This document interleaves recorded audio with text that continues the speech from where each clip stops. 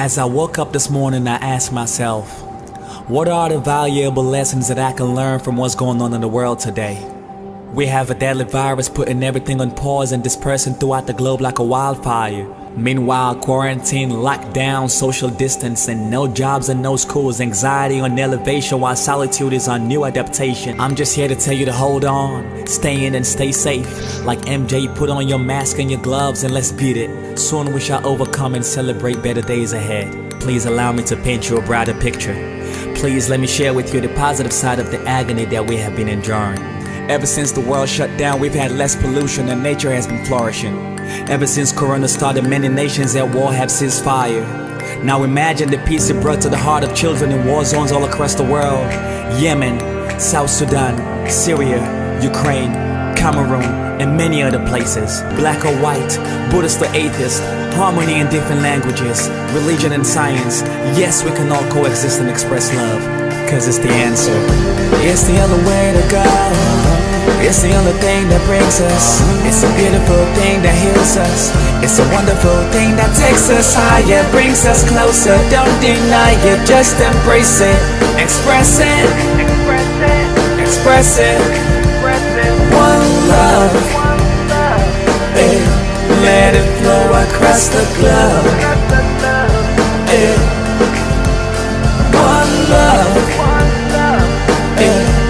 Let it flow across the globe, eh. One love. Now when we do go back to school, remember there are kids in other parts of the world who haven't seen a classroom in years due to war or poverty. Now when we do get back to normal, take it easy. Life is not a race. The most important thing is not money. The most important thing is the memories that we create while living. So cherish them. Be compassionate. Treat others with respect. Help someone in need if you can. Now when we do get back to normal, remember to salute a healthcare worker, cause they are the unsung heroes. Thank you. I'm gonna be a better me and celebrate life. And love is what I'm gonna use to elevate. I promise I'ma shed away the negative weight. World peace, that's all I wanna propagate. It's the only thing that brings us. It's a beautiful thing that heals us. It's a wonderful thing that takes us higher, brings us closer. Don't deny it, just embrace it. Express it, express it, express it. One love, eh. Let it flow across the globe, eh. One love, eh. Let it flow across the globe, eh. One love.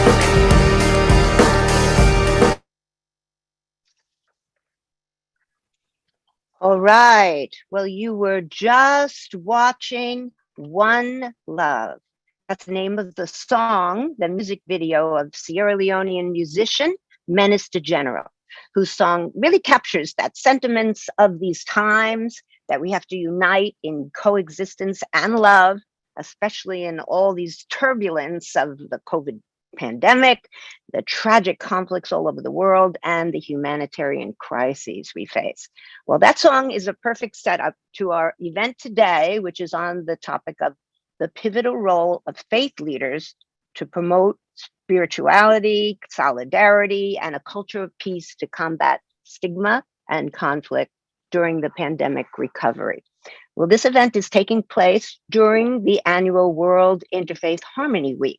This week was first proposed by King Abdullah II of Jordan at the United Nations in 2010 and became a UN General Assembly resolution that declared the first week of February every year as World Interfaith Harmony Week, calling on governments, civil society, and religious organizations, all of whom we have collected here today, to host events like this one, bringing together people of different faiths and cultures and beliefs to advance the culture of peace and harmony.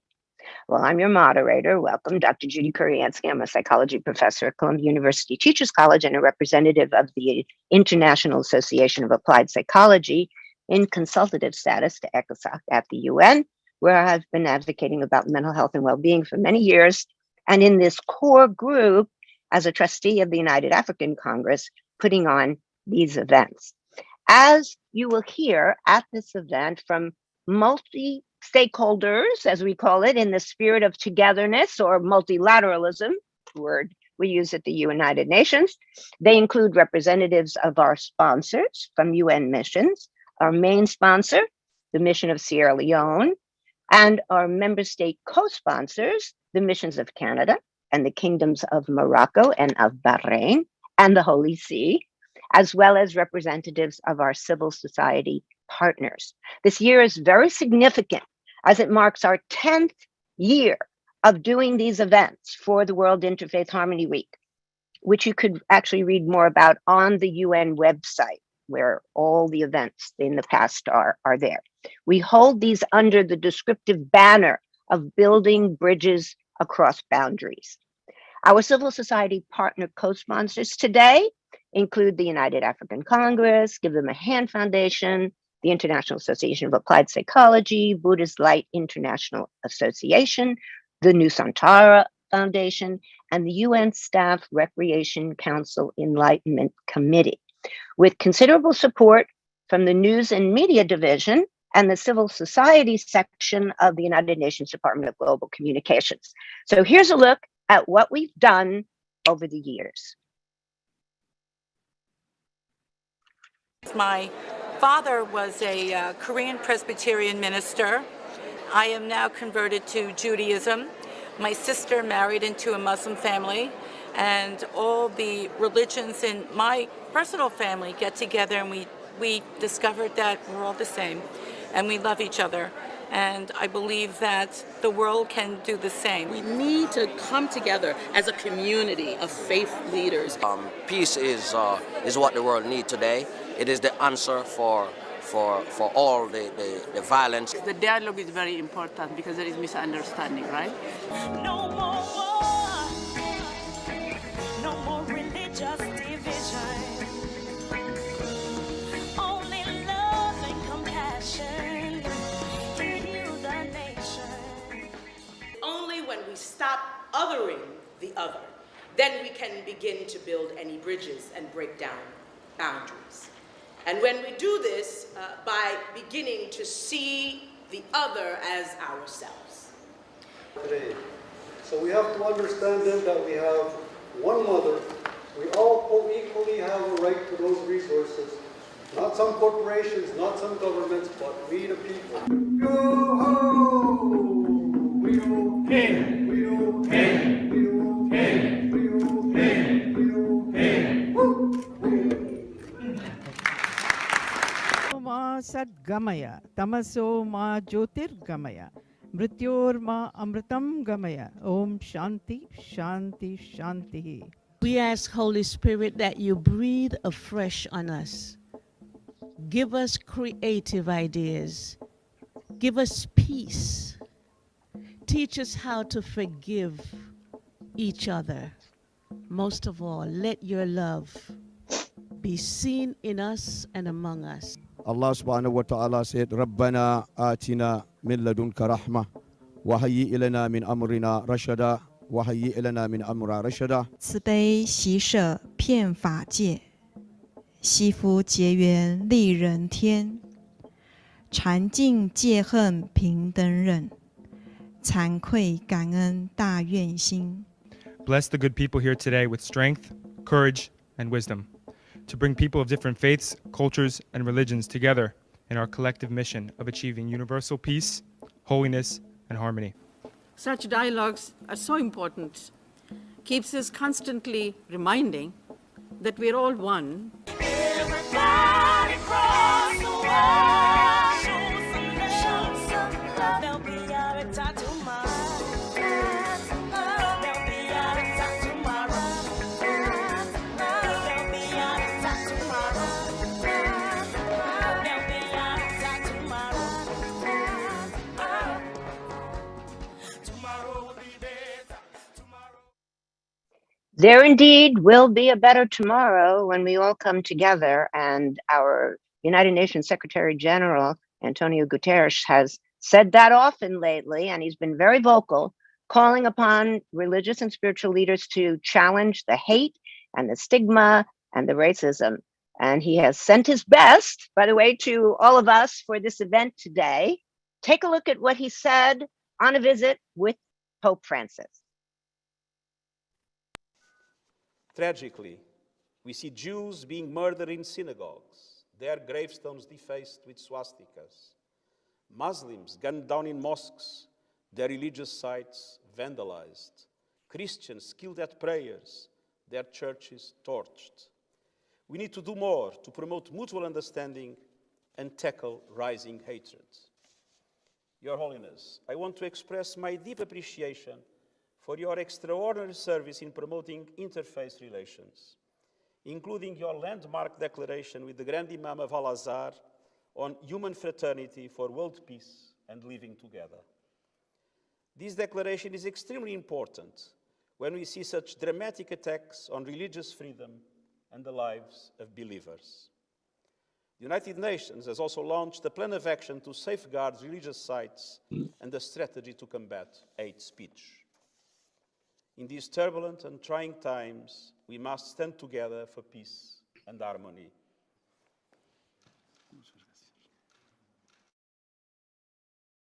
Thank you all for rising to that call by participating and being present at this event today. We've heard some lovely prayers before. For our opening prayer today, I turn to Interfaith Minister Reverend Zoe Chang, who has been at the United Nations for over 30 years, promoting equality and justice and social development and even women's issues.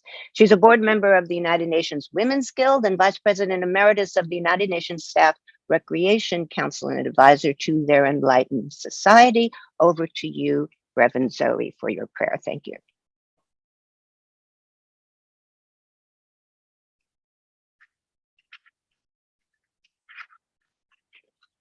Is muted. Oh, you're muted.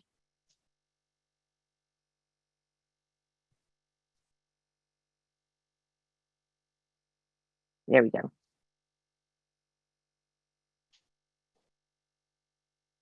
Happy New Year of the Tiger, Your Excellencies, honored guests, and colleagues.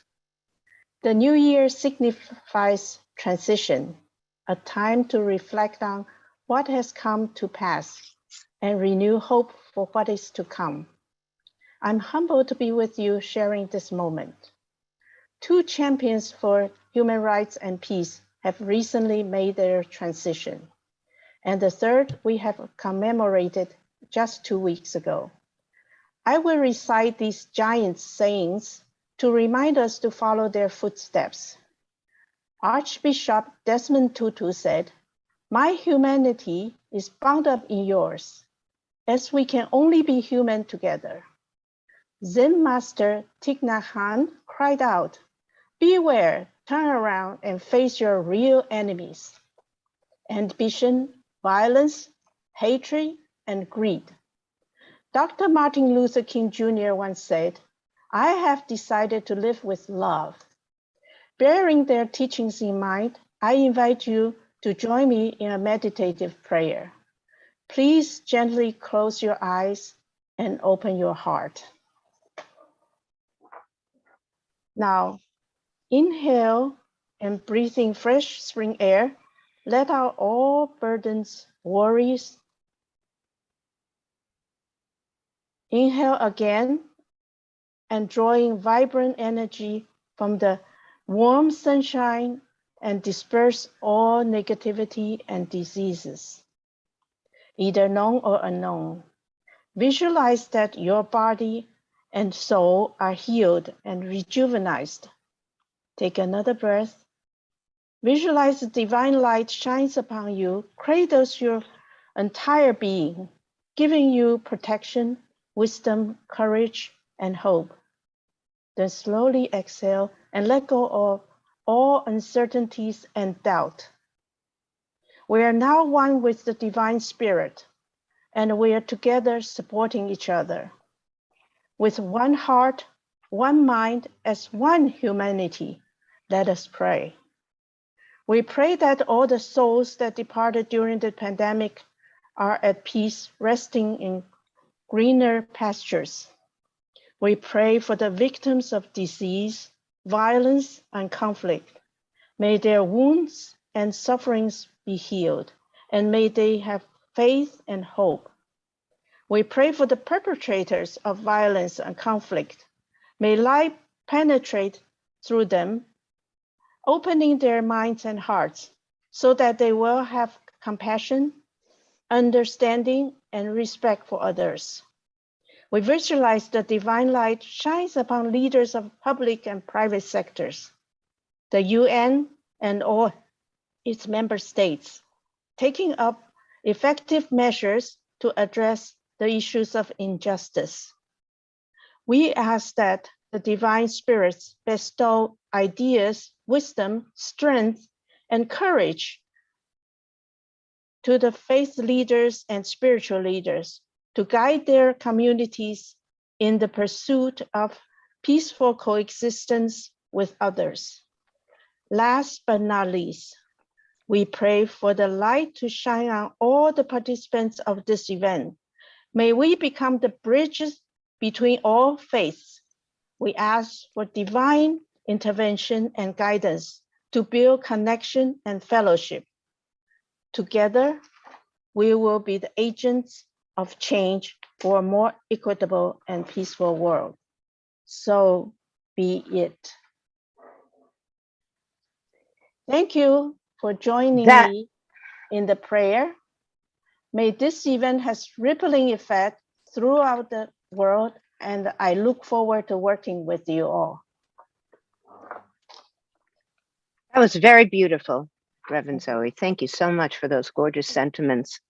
Our group has worked very closely with the mission of Sierra Leone to the United Nations on many, many events, including this one. So we are very appreciative of their being the main sponsor of this event. And we will give the floor now to His Excellency Ambassador Fande Touré, who is the permanent representative of the Republic of Sierra Leone to the United Nations. He truly embodies all the qualities that Reverend Zoe was just talking about, the kindness and the light, and he is truly an agent of change and a leader. Ambassador Touré has had 14 years of experience in peacekeeping, including for the United Nations as security advisor at the UN Disengagement Observer Force in the Syrian Golan, and in the Office of Military Affairs at the UN Department of Peacekeeping Operations, and serving back home in Sierra Leone as a brigade commander in the armed forces. He's a lawyer with a master's degree in international affairs. And over to you, Ambassador Touré. Bless you. Thank you very much, Dr. Judith, and thank you for all your support as always. And thanks also for the brief introductory remarks and then the kind words about me. Thank you so much, and we truly appreciate your friendship and your support as always.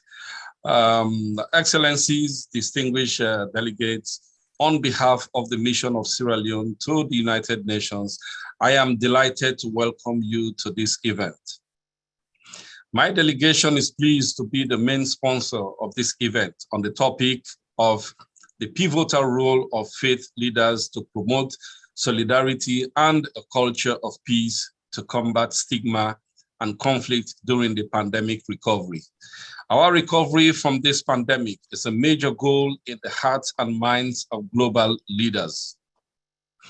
Conflict is inevitable in human communities and in human relations, but efforts should be made to scale it down whenever we can to ensure that we create the time and synergy to focus on containing and eliminating the COVID pandemic.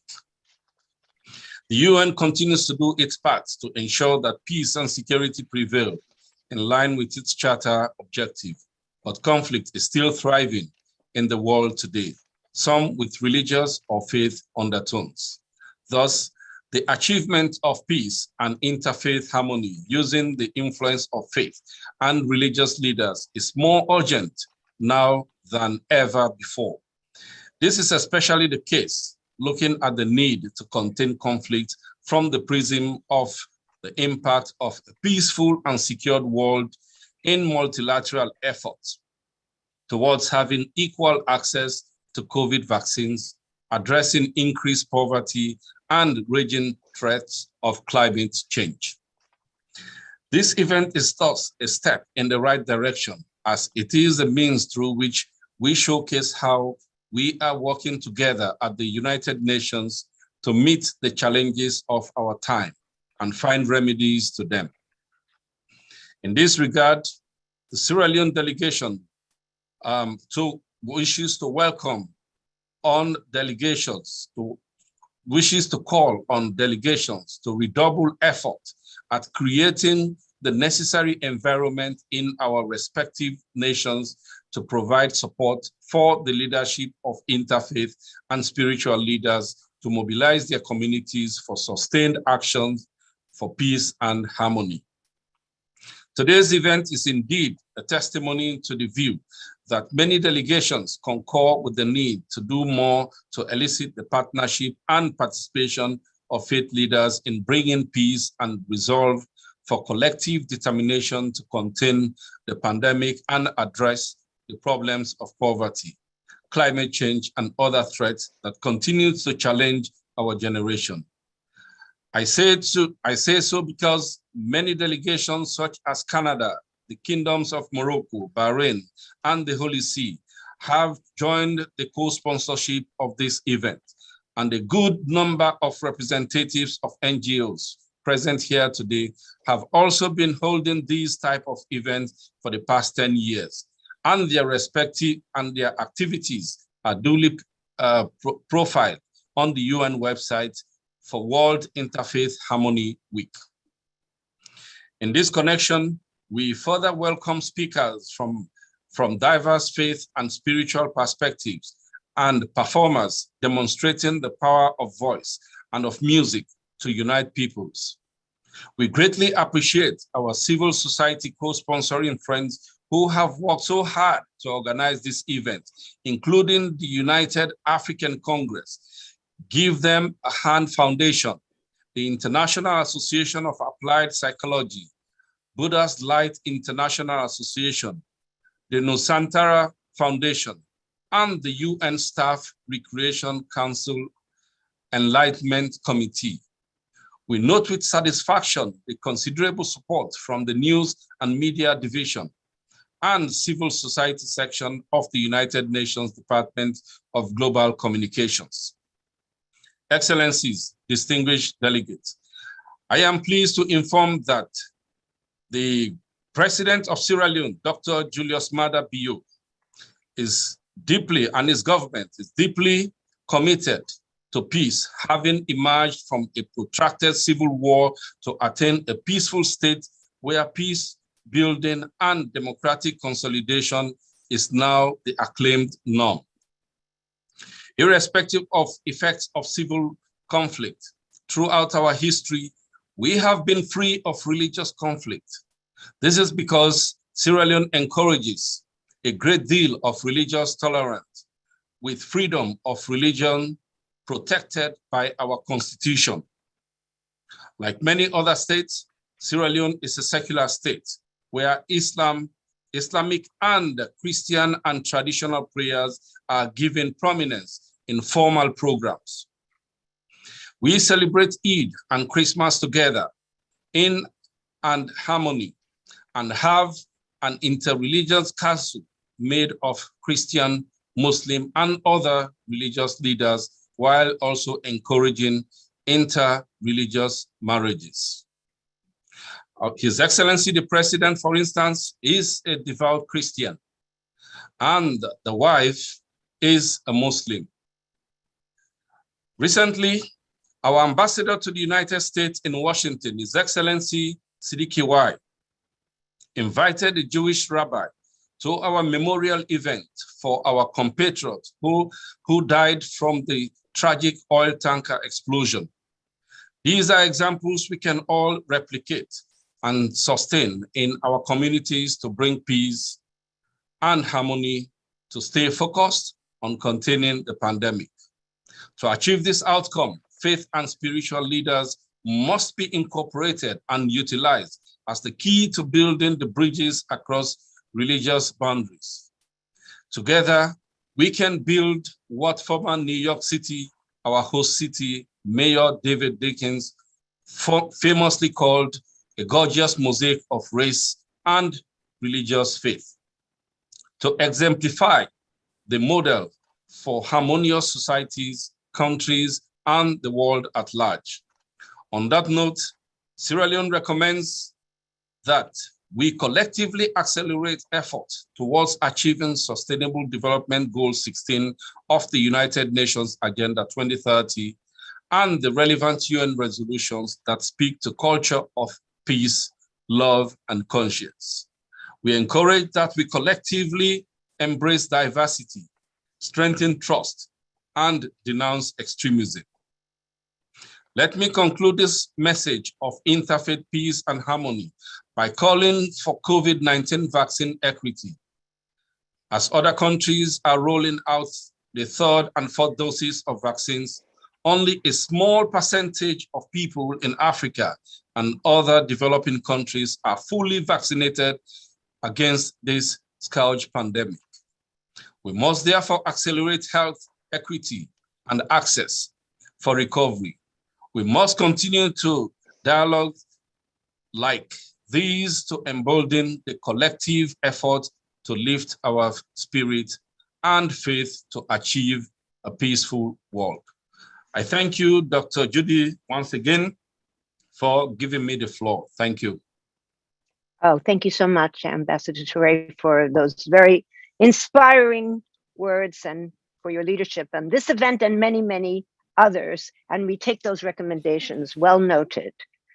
The event today is in honor of an icon of peace, Archbishop Desmond Tutu, whom Reverend Zoe mentioned had recently left us. We all know that and are sad for that. To express our appreciation to him and for what he has done for the world, we turn to Dr. Mohammed Nur Hussein, the national chairman of the United African Congress and a co-founder of our World Interfaith Harmony Week events and very much a part of our group for all these 10 years.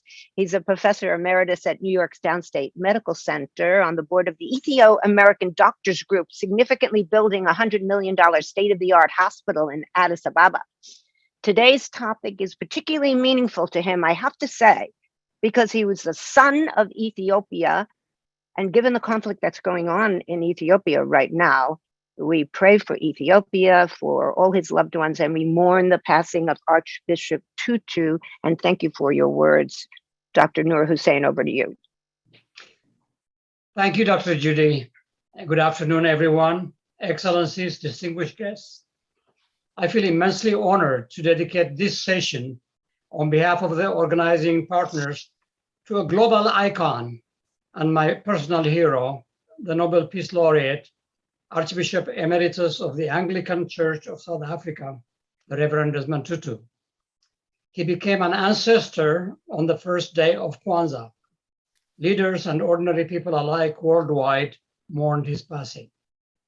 In his eloquent tribute, President Cyril Ramaphosa of South Africa spoke of Reverend Tutu's extraordinary intellect, integrity, and invincibility against the forces of apartheid. President Obama called him his mentor and moral compass. President Biden said, and I quote, Archbishop Desmond Tutu's legacy transcends borders and will echo throughout the ages, end of quote. A giant has fallen, tweeted Bobby Wine of Uganda. Zara Mohammed, Secretary General of the Muslim Council of Britain, called him a model faith leader for our modern times. The Hindu, one of India's leading papers, headlined "The Conscience Keeper" in its obituary. Tributes poured in from all corners of the world. Archbishop Desmond Tutu's abounding love for humanity does not come as a surprise. Steeped as he was in the Nguni humanist philosophy of Ubuntu, which roughly translates one's personhood is interconnected with others, as was best expressed and mentioned earlier in his own words, my humanity is bound up in yours, for we can only be human together. His longtime friend, the Dalai Lama, describes him as one entirely dedicated to serving his brothers and sisters for the greater common good. The Arch, as he is affectionately called by his countrymen, was the embodiment of an all-inclusive interfaith solidarity, as demonstrated by his close bonding with Muslims and Jews in South Africa in the anti-apartheid struggle. Mandela once said of his friend, and I quote, his most characteristic quality is his readiness to take unpopular positions without fear. Such independence of mind is vital to a thriving democracy, end of quote. The Economist said it best, perhaps, when it called him the best kind of troublemaker. Indeed, Mandela and Tutu, South Africa's gift to the world, guided their nation peacefully through its most perilous journey from the evils of apartheid to a vibrant democracy. His was a life well lived, dedicated to the service of humanity in the cause of peace and justice. He was a fearless voice for the voiceless, a courageous defender of the oppressed and the downtrodden, wherever and whoever they may be.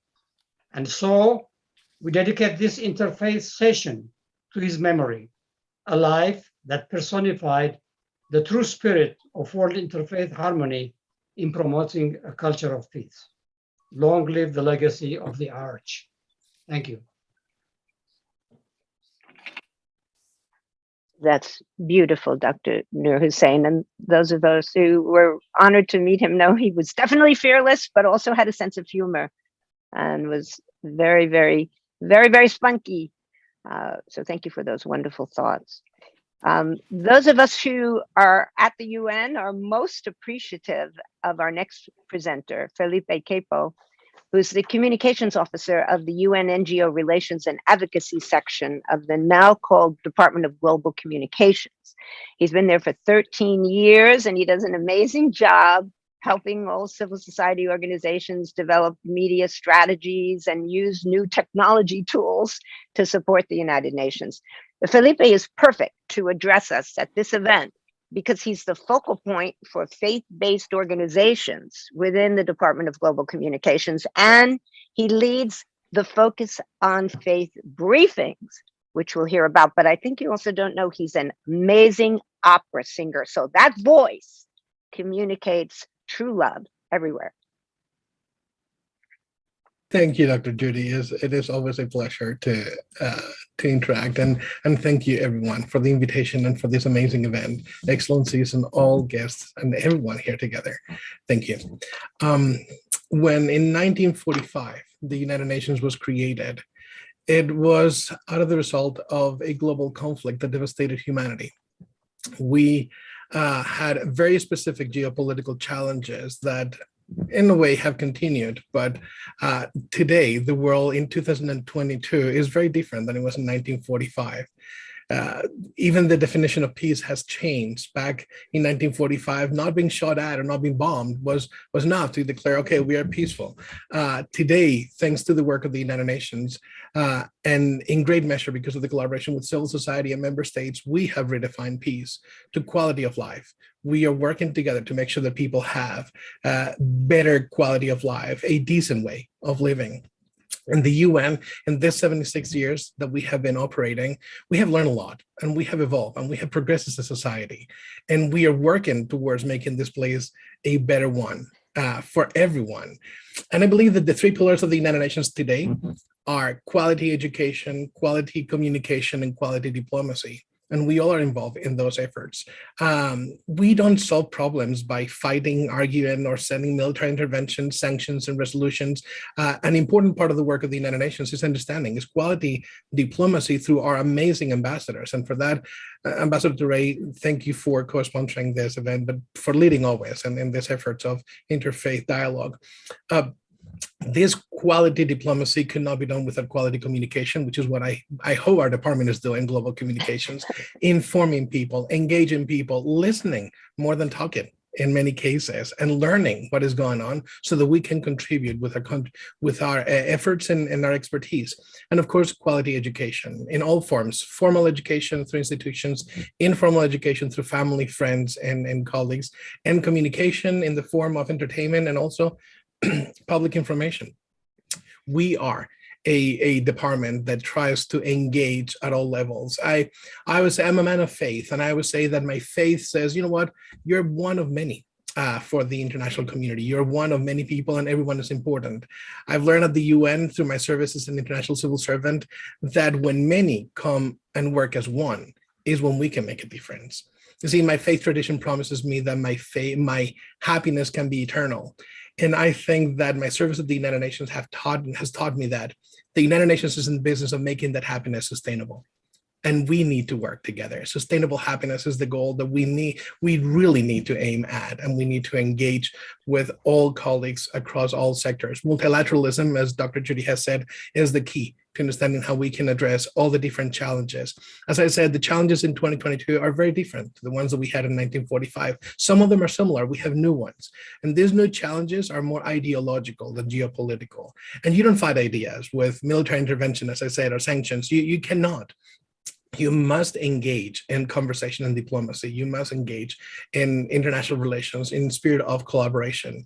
And for that, faith traditions have been doing this work that the UN has been doing for 76 years, for thousands of years. So much to learn from the different faith traditions and religious organizations that have been operating to make this world a better place for everyone, slowly, steady, but counting.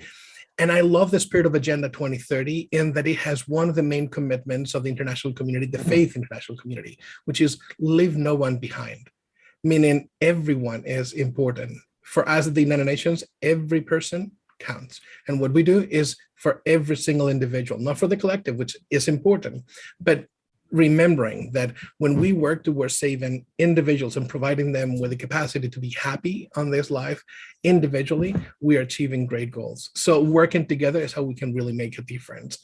I want to finish by saying thank you. Thank you for everyone, your presence here as global leaders and religious leaders, but particularly our diplomats on the screen.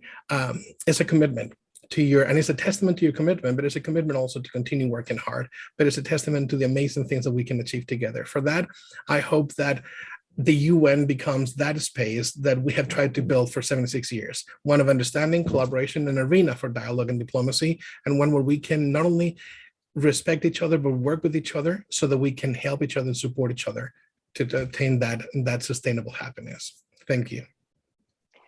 Thank you, Felipe, for your spirit and your joy that you bring to this work, because we deal with very serious subjects, as you mentioned, with diplomacy, but bringing joy to it as you do is extremely important. So bless you. We now turn to the high level section of this program with statements by our mission co-sponsors. Up first, we turn to His Excellency Ambassador Omar Hilal, permanent representative of the Kingdom of Morocco to the United Nations. Morocco, if you've ever been there, what an amazing country. It's from Rabat to Casablanca, has unwavering commitment to dialogue and human dignity. Under the leadership of His Majesty King Mohammed VI of Morocco, evident in Ambassador Hilal's hosting of a very recent conference that promoted interreligious harmony. He spent 30 years at the UN, and in those years, he's been ambassador to many countries, to Indonesia, Singapore, Australia, New Zealand, and to the UN in Geneva. He's currently chair of the first committee, which is on disarmament and international security, and of the Central African Republic configuration of the Peace Building Commission. And he has created and presides over, importantly, the Group of Friends Against Terrorism. The floor is yours. Thank you, Ambassador Hilal, for joining us. We appreciate it. Thank you very much, my dear, for your kind words toward my country, my king, and my modest person who is here in New York to serve the values and the principles of United Nations that are the base of our common work every day and common objective for the coming years, inshallah. Good afternoon, Excellencies. At the outset, allow me to thank Permanent Mission of Sierra Leone and my good friend, the Ambassador, Fendi Haji, for his leadership and for convening this important meeting on spiritual leadership to combat stigma and conflict during pandemic recovery. Morocco is pleased to be co-sponsor of this event and seizes this opportunity to reiterate its support to the UN system that has been working as one with guidance from WHO and other agencies to build resources and capacity in support of protection and promotion of physical and mental health, which remains an important pillar to recover and build back from the pandemic. We are all recovering from unprecedented last 2 years. The current period still requires joint efforts to ensure systematic change and elimination of stigma. In this regard, religious leaders and faith-based organizations are key players in saving lives, reducing illness related to COVID-19, and serving as trusted sources of spiritual and emotional strength for their communities, providing guidance and solace in this uncertain times. Morocco reiterates its unwavering support to the Secretary General's special appeal of 11 April 2020 to religious leaders to join forces to work for peace around the world and focus on our common battle to defeat COVID-19. And recalls the convening of the high-level video conference on the role of religious leaders in addressing the multiple challenges of COVID-19, organized by Morocco on May 12, 2020. This conference that was marked by the distinguished participation of the Secretary General, the 74th President of the General Assembly, and eminent religious leaders, served as an important platform to demonstrate that religious leaders play an important role in preserving human fraternity and making societies more inclusive, cohesive, safe, resilient, and united, especially in troubled times. In this connection, I would like to highlight 3 major areas in which religious leaders have and continue to issue guidance in the aftermath COVID-19 pandemic recovery phase. First, on counter-infodemic and hate narratives. Religious leaders are among the most trusted sources of information, as well as spiritual, health, and social care in their communities. As such, religious leaders play a special role to counter and combat hate speech, misinformation, misleading teaching, and rumors. They use spiritual messages and sermons that are built on factual information to prevent and reduce fear and stigma, provide reassurance to people in their communities, and promote health-saving practices. Second, on addressing situations of domestic violence, religious leaders spoke and continue to actively speak out against violence, particularly against women, children, and other marginalized people. These cases were exacerbated during lockdowns and movement restrictions. As such, religious leaders have provided support and encouraged victims to seek help. Third, on responding to mental health distress, religious leaders are always providing faith communities with appropriate prayers, theological and spiritual reflections, and messages of hope and comfort. They highlight the opportunities presented by the pandemic for reflection and prayers and encourage their communities to take steps to manage their stress and to keep up hope during these hard times. In conclusion, I would like to stress the importance of communicating about COVID-19 recovery in ways that promote mental health and psychosocial well-being. The pandemic has offered all governments an opportunity to act on mental health issues at various levels of society, but especially through policy to ensure systematic change and elimination of stigma. I thank you very much for your attention. Thank you so much, Ambassador Hillel, for those words and mentioning resilience and emotional solace and all of that's important as a package. The Kingdom of Bahrain has a very rich history of a collage of faiths and ethnicities. And if you've been in the halls of the UN, you can see, as I have, many captivating exhibits of His Majesty King Hamad bin Isa Al Khalifa and his Global Center for Peaceful Coexistence, which is quite amazing, bringing together people of all faiths. Notably, Bahrain has introduced the UN resolution on promoting the culture of peace with conscience and love just recently, leading to the identification of April 6th as the International Day of Conscience.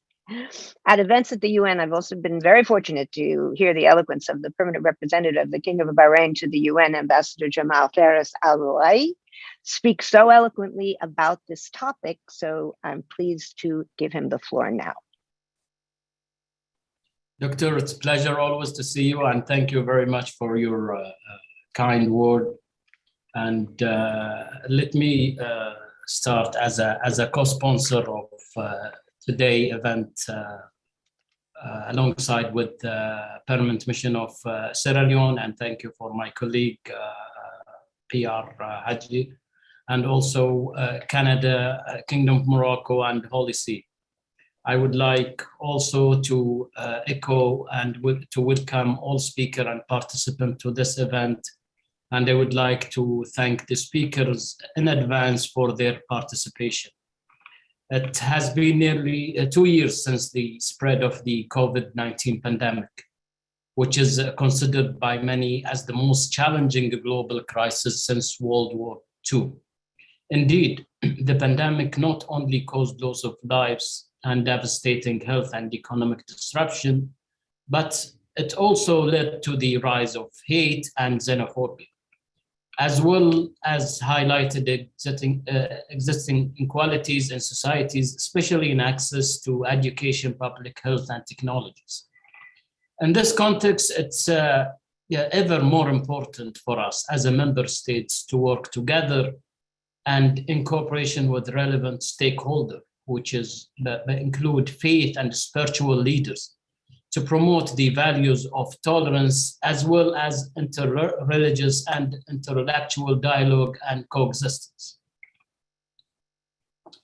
Excellencies, distinguished guests, under the guidance and leadership of His Majesty King Hamad bin Isa Al Khalifa, Bahrain has built on its rich history as a multicultural and inclusive society to become an example in upholding and promoting the values of mutual understanding and respect, interfaith dialogue, and peaceful coexistence. The kingdom is home to a place of worship of multiple and diverse religions and faith. Most recently, in December 2021, His Majesty the King inaugurated Our Lady of Arabia Cathedral, the largest Catholic church in the Arabian Gulf region. Moreover, in line with the visions and aspiration of His Majesty the King, Bahrain has undertaken many initiatives and projects with the aim of fostering a culture of tolerance and peace through the King Hamad Global Center for Peaceful Coexistence, the King Hamad Center for Cyber Peace, the King Hamad Chair of Interfaith Dialogue and Peaceful Coexistence at the Italian University of Sapienza, and the Declaration of the Kingdom of Bahrain. Furthermore, the King Hamad Global Center for Peaceful Coexistence organized the first annual conference on the role of education and peaceful coexistence under the theme, Ignorance is the Enemy of Peace. That it was in December 2021, which was attended by regional and global institutions. The conference comes also at a time when the world requires us all to take proactive steps to protect our children and youth from extremist ideologies, hate speech, and xenophobia through education and promoting tolerance, coexistence, and compassion. So in conclusion, I would like to reiterate the Kingdom of Bahrain's commitment to this common endeavors to strengthen and promote a culture of peace, and will continue to work with the international community to further advance its value and goals. And I thank you again. Thank you so much, Ambassador Alroy. You have expressed so many of those initiatives that are so perfect for this event that create Bahrain as what Ambassador Fende spoke earlier about, quoting David Dinkins, our former mayor in New York, as this mosaic. That's the essence of Bahrain. So bless you. Thank you. Before we go on to some other of our wonderful co-sponsors that I'm thrilled and you will be delighted to hear from, take a listen now to a duet by a husband and wife duo, Angelo and Veronica, singers of contemporary gospel songs. She's of Puerto Rican roots and he's Italian. And here they're performing the popular award-winning song, which some of you may have heard other famous people sing, called The Prayer. Take a listen.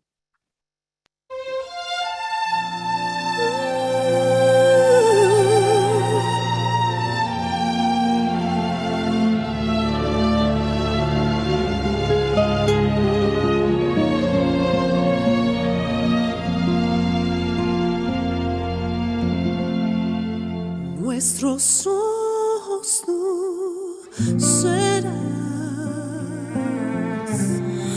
velarás a dónde vamos y danos el saber cuando no sabemos, es nuestra oración. Cuando nos perdemos,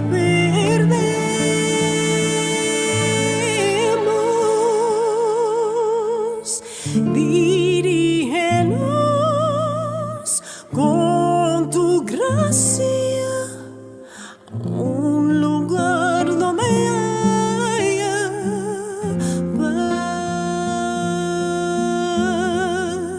pray we'll find your Queremos encontrar tu luz, and hold it in our guardarla en el corazón. When the stars go out Cuando each se night apagan las estrellas, to find out where you are.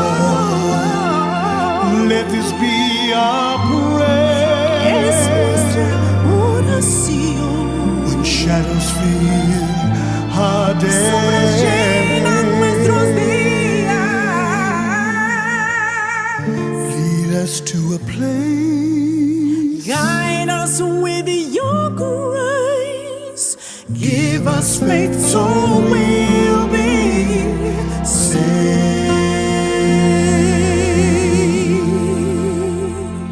Soñamos de un mundo sin violencia, un mundo de justicia y esperanza. Dale la mano ya, vecino, como símbolo de paz y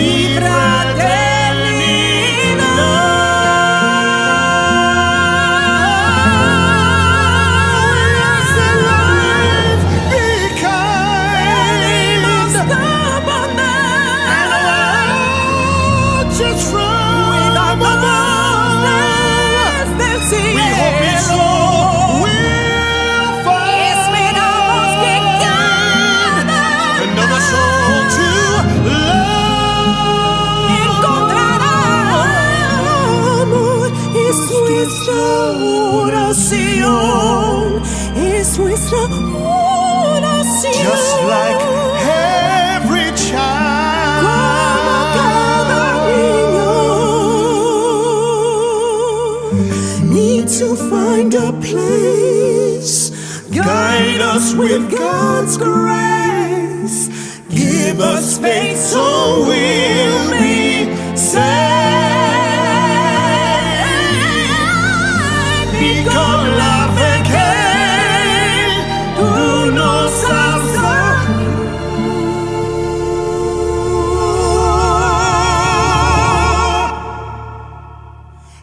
estaremos a salvo.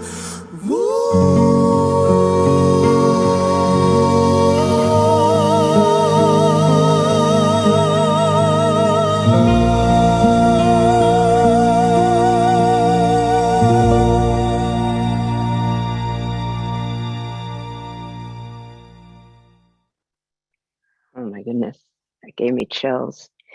What also gave me chills was crossing the border between the US and Canada on the western border and seeing a big arch that said children of a different mother.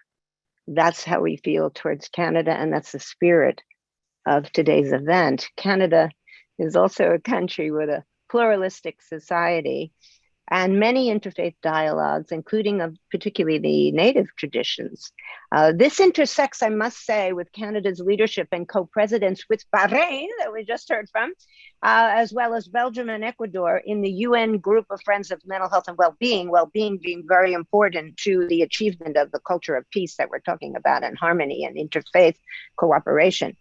So I am particularly pleased to introduce a most eloquent His Excellency Ambassador Richard Arbeiter, a very good friend, the Deputy Permanent Representative of the Mission of Canada to the United Nations, who is very committed to equity. I've heard him speak at the UN at events for us at the Psychology Day at the United Nations and at many other events, and in the ECOSOC chamber about a Canadian humanitarian who founded communities around the world for people with developmental disabilities, which was really bringing together persons everywhere. And so over to you, Ambassador Arbeiter. Thank you. Well, thanks very much, Dr. Judy. Thanks to all the faith leaders who are with us today. Of course, our thanks to the permanent missions of Sierra Leone, Bahrain, and Morocco, our partners in the endeavor. Thank you for the kind words as well. Canada takes pride in being a multi-faith, multicultural, and multi-ethnic country with vibrant Indigenous communities and heritage. But the truth is that pride takes periodic hits. And those are hits that we all need to learn from. Despite our efforts to building an inclusive society that values diversity, we have, like others, nonetheless seen that the pandemic has caused a surge in religiously motivated crimes and persecution. This week in Ottawa, there are a series of protests, truck convoys against COVID-related restrictions. And while we, of course, believe in the right to protest and the right to free expression, there are those who have taken advantage of those protests to propagate hate by flying Confederate flags, by flying the swastika, and by defacing properties across Ottawa. Very, very sad. A city that I've spent a lot of my life living in, but something real and happening right now. Now, unfortunately, we shouldn't be terribly surprised at this. A report by Canada's Hate Crimes Juristat released in March of 2021 warned us of rapidly increasing hate crimes motivated by religion, notably with the Muslim and Jewish populations being the most frequent targets of hate crimes on the basis of religion. Now, that discrimination includes incidents of violence and death. And, we just passed an unfortunate milestone. On January 29th of this year, Canada commemorated the 5-year anniversary of the Quebec City mosque attack, in which 6 men were killed and another 19 individuals injured in an open fire shooting at the city's Islamic Cultural Center. Now, this day is now recognized as the National Day of Remembrance of the Quebec City mosque attack and action against Islamophobia. Now, Dr. Judy is right. For the great majority of Canadians, discrimination in all its forms has no place in our society. Hate based on the color of someone's skin, their gender, their beliefs about religion, or if they have no beliefs about religion, or who they choose to love and who they choose to marry, is unacceptable. Canadians are working hard to address these issues collectively in order to create a more just and inclusive society. And while I've quoted some hate statistics, they're also the other side of the ledger. It's what's the response to these kinds of incidents?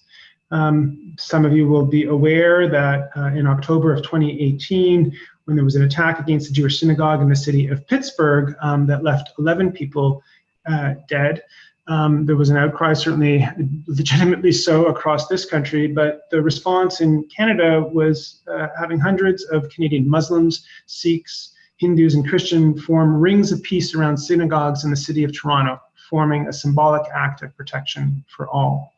A few months ago, the Department of Canadian Heritage held 2 virtual national summits on Islamophobia and anti-Semitism, bringing together a diverse group of community, faith, and belief leaders, advocates, activists, and members of civil society to combat discrimination and all forms of hate.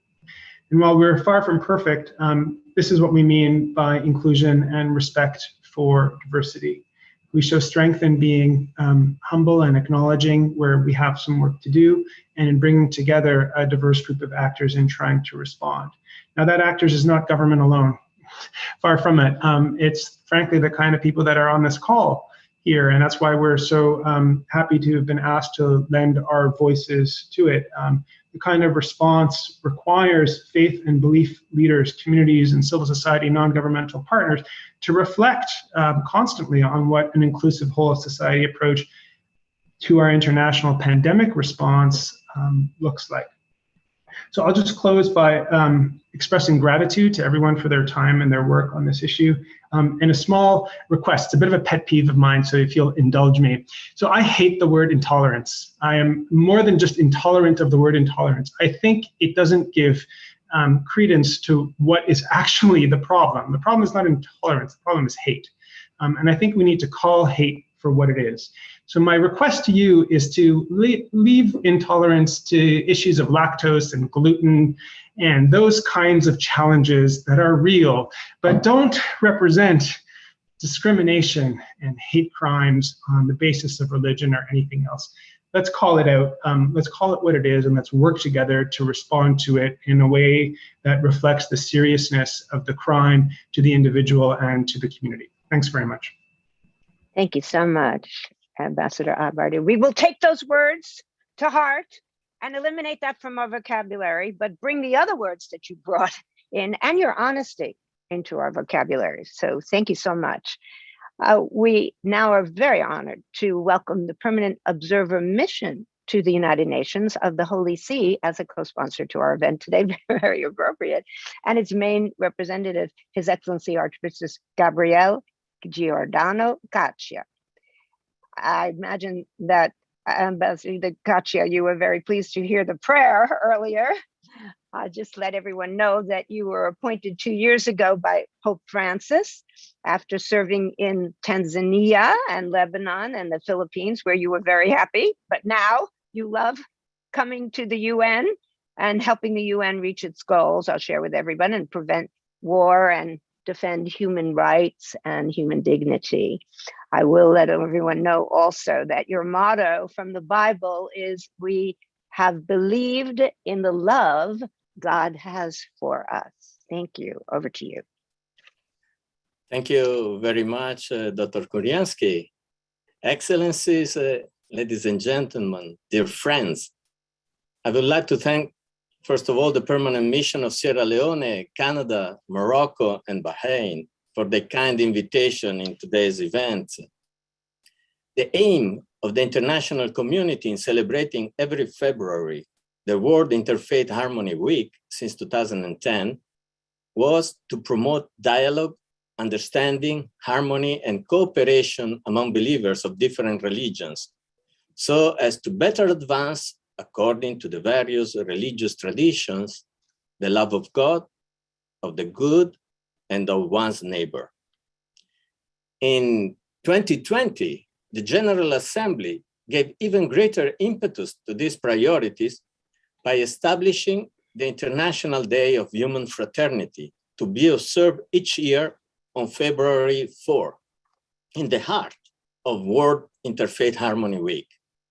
His observation was adopted to catalyze interreligious and intercultural dialogue in line with the document on human fraternity for war, peace, and living together, signed by Pope Francis and the Grand Imam of Al-Azhar, Ahmad al-Tayyib, 3 years ago tomorrow.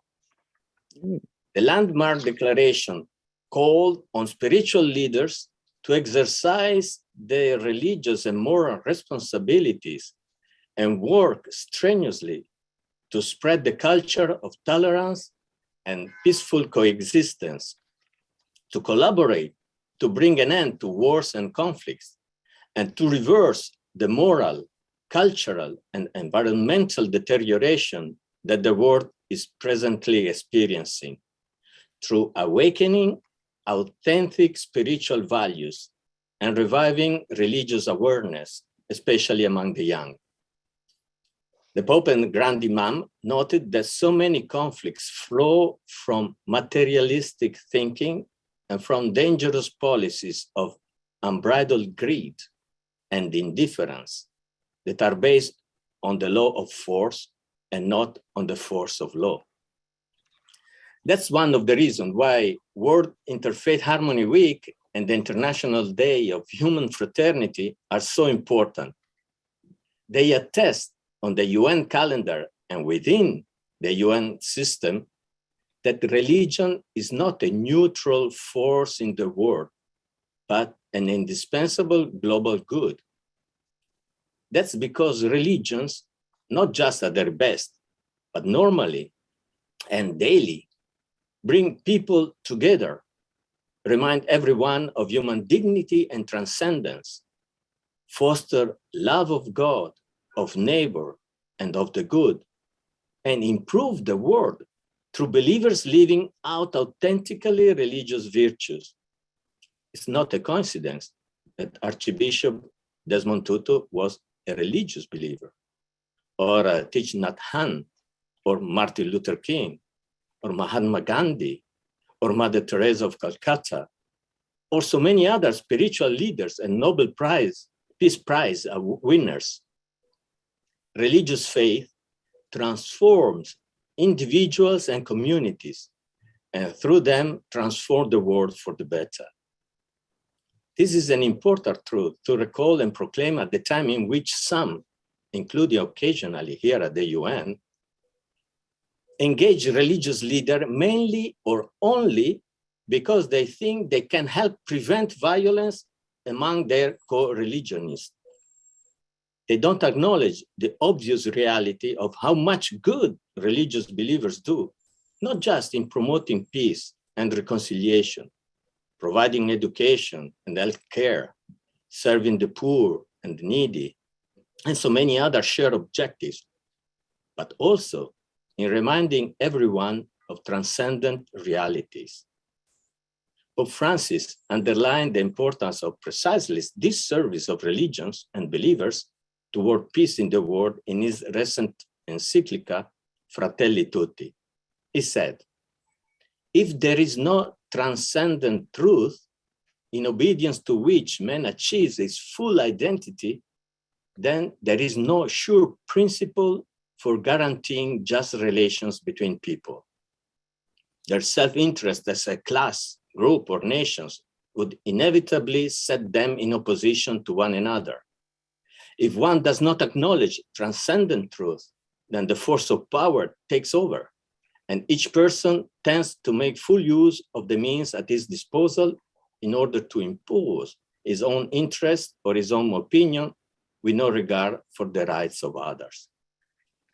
The root of modern totalitarianism, he continued, is to be found in the denial of the transcendent dignity of the human person, who, as the visible image of the invisible God, is therefore by his very nature the subject of rights that no one may violate, no individual, group, class, nation, or state. This is what we mark during this week, the role of religious leaders and believers in advancing a culture of dialogue, understanding, reconciliation, and cooperation within society as a whole, and in fostering a civilization of love. Grateful love for God, humble love for others, and passionate love for the good. This is what we celebrate, not just during the time of the pandemic, but endemically, in good times and in bad, in sickness and in health, in poverty and prosperity, always. Thank you for your kind attention.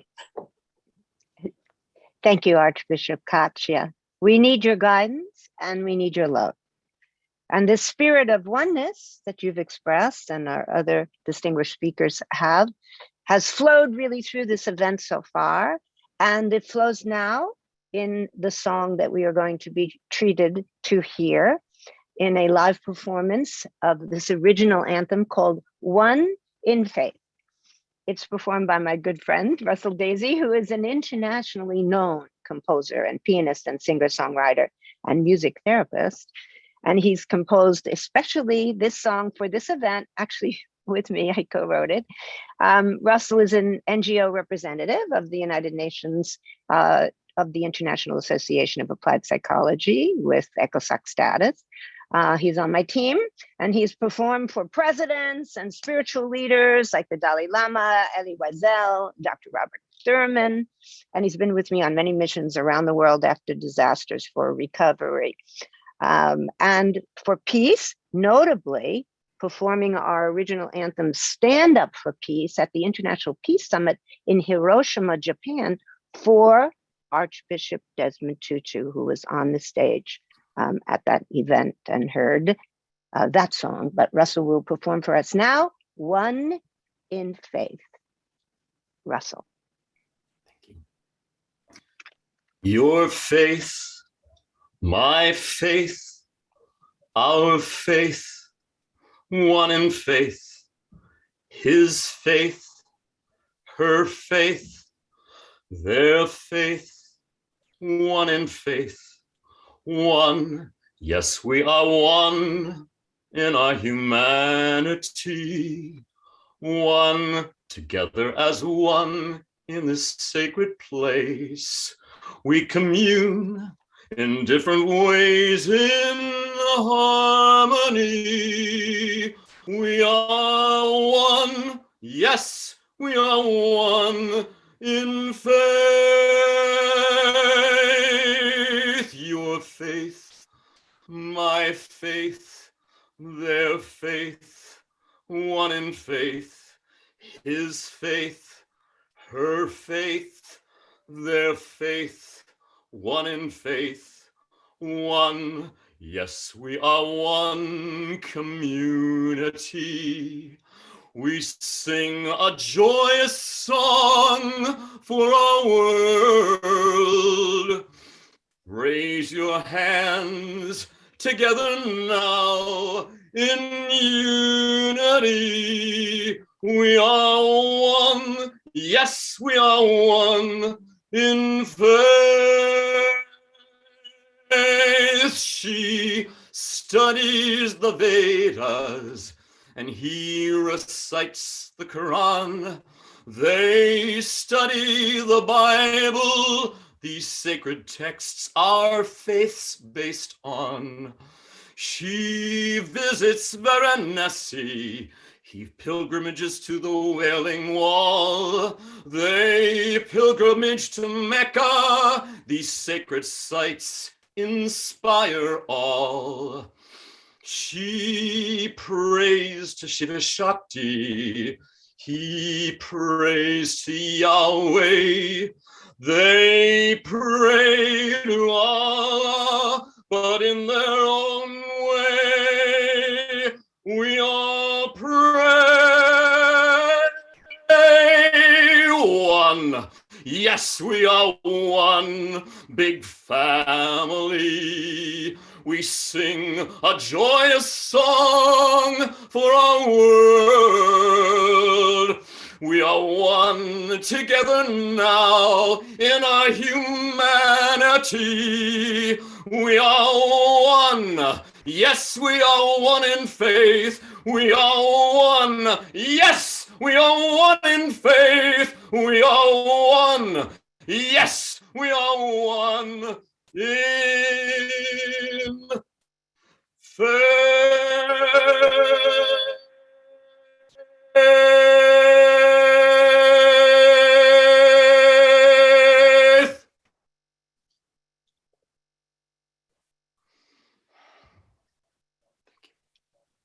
Bless you, Russell. Thank you. Those words say it all. Oh, a breath. I am now delighted to welcome another very good friend, His Excellency Sadiq Wai, the Ambassador of Sierra Leone to the United States at the Embassy in Washington, who before assuming this post was President of the United African Congress and a co-founder, therefore, of these World Interfaith Harmony Week events. We call him the People's Ambassador, because he brings people together of all faiths and all backgrounds. You heard Ambassador Toure earlier refer to the memorial that Ambassador Y did recently in the wake of that horrific and tragic tanker explosion in Sierra Leone, when for the first time with the traditional Muslim and Christian prayers, Ambassador Y invited a Jewish rabbi. That's his spirit, one in faith, as Russell just sang. Ambassador Y has created bonds among people for years, actually in my own city, in the New York City, as the community liaison for the New York City Police Department. This is work, bringing communities together, that he continues for his country and for the world. Over to you. Bless you, Ambassador White.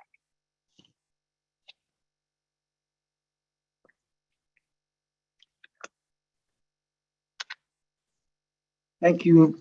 Thank you so much, Dr. Judy Koriansky, and thank you, my brother and distinguished Ambassador, Dr. Fande Toure, and all of these distinguished leaders, faith-based leaders who have worked to co-sponsor this event.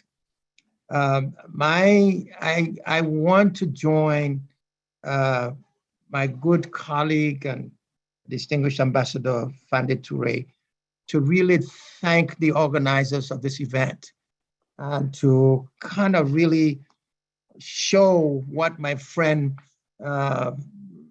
Russell just said, bringing that we are all one faith. So my job today was to really kind of put this, where did we come from and how did we get here? Just in the historical context, there was a time, and I'm sure my distinguished spiritual leader, Imam Shamsu Ali, is on this forum. There was a time that the co-sponsoring organization only had one mission to sponsor this event, and that was Ethiopia. So from Ethiopia, the second time we did it was with Nasuntarat, who brought in the country of the largest Muslim country in the world to be part of the co-sponsoring organization. I'm skipping it right now. So when we used to come, and then that was joined by the BLIA, the Buddhist Light International. So we began to grow this process little by little. And 10 years now, you could see, like Brother Russell said, all men and women of faith coming together as one faith, one love, to talk about faith and the power of spiritual in our lives. I saw Reverend Jill Hausman and Rabbi Jill Hausman. All of these people are the pioneers of what you all see today. And Dr. Judy Koriansky, of course, my good friend, President now, Mr. Gordon Tapper, and then the most important national chairman of Africans in this country, Dr. Mohammed Nur Hussein. Jamaica joined us, other countries joined us. So when God brings people together, no one could stop them. Here we thought 10 years ago that we were doing something. And 10 years later, God Almighty has made it even bigger. I see the Holy See participating. I see different countries. I see Canada. I see Bahrain. That is the power of God. So I just want to put that in a little context that it took these visionaries 10 years ago to say we will never quit in talking about social issues. And all of these, every year there was a different theme, and how appropriate that we are talking about COVID-19 and an appeal to the world, the industrial powers. Do not forget the countries who cannot afford it. And I think that's what is resonating all throughout this process, our one humanity together. I will end by saying, COVID taught us a lesson that no one is immune, but when we all come together, COVID will be a thing of the past. So Dr. Judy and all of the sponsors and all of the spiritual leaders here, I want to thank you from the bottom of my heart for what you're doing and what you continue to do. May God bless you, and I yield back, Madam Chairwoman. You see, we call Ambassador Y the people's ambassador. I told you, but there's another word he mentioned. We also call him the visionary ambassador. And he used that word now. Thank you, Ambassador Y. In this section of our program, we'll hear from our civil society partners. And first, actually, the person that Ambassador Y referred to, Imam Shamsun Ali, one of our co-founders and partner in the World Interfaith Harmony Weeks over these many 10 years.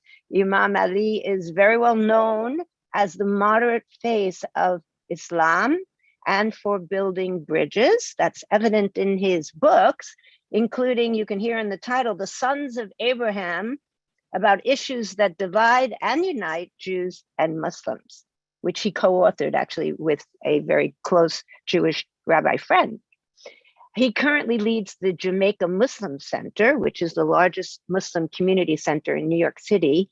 And he founded the Nusantara Foundation, a nonprofit organization that promotes his homeland Indonesian culture. And Indonesia was, in fact, one of our early co-sponsors of this event.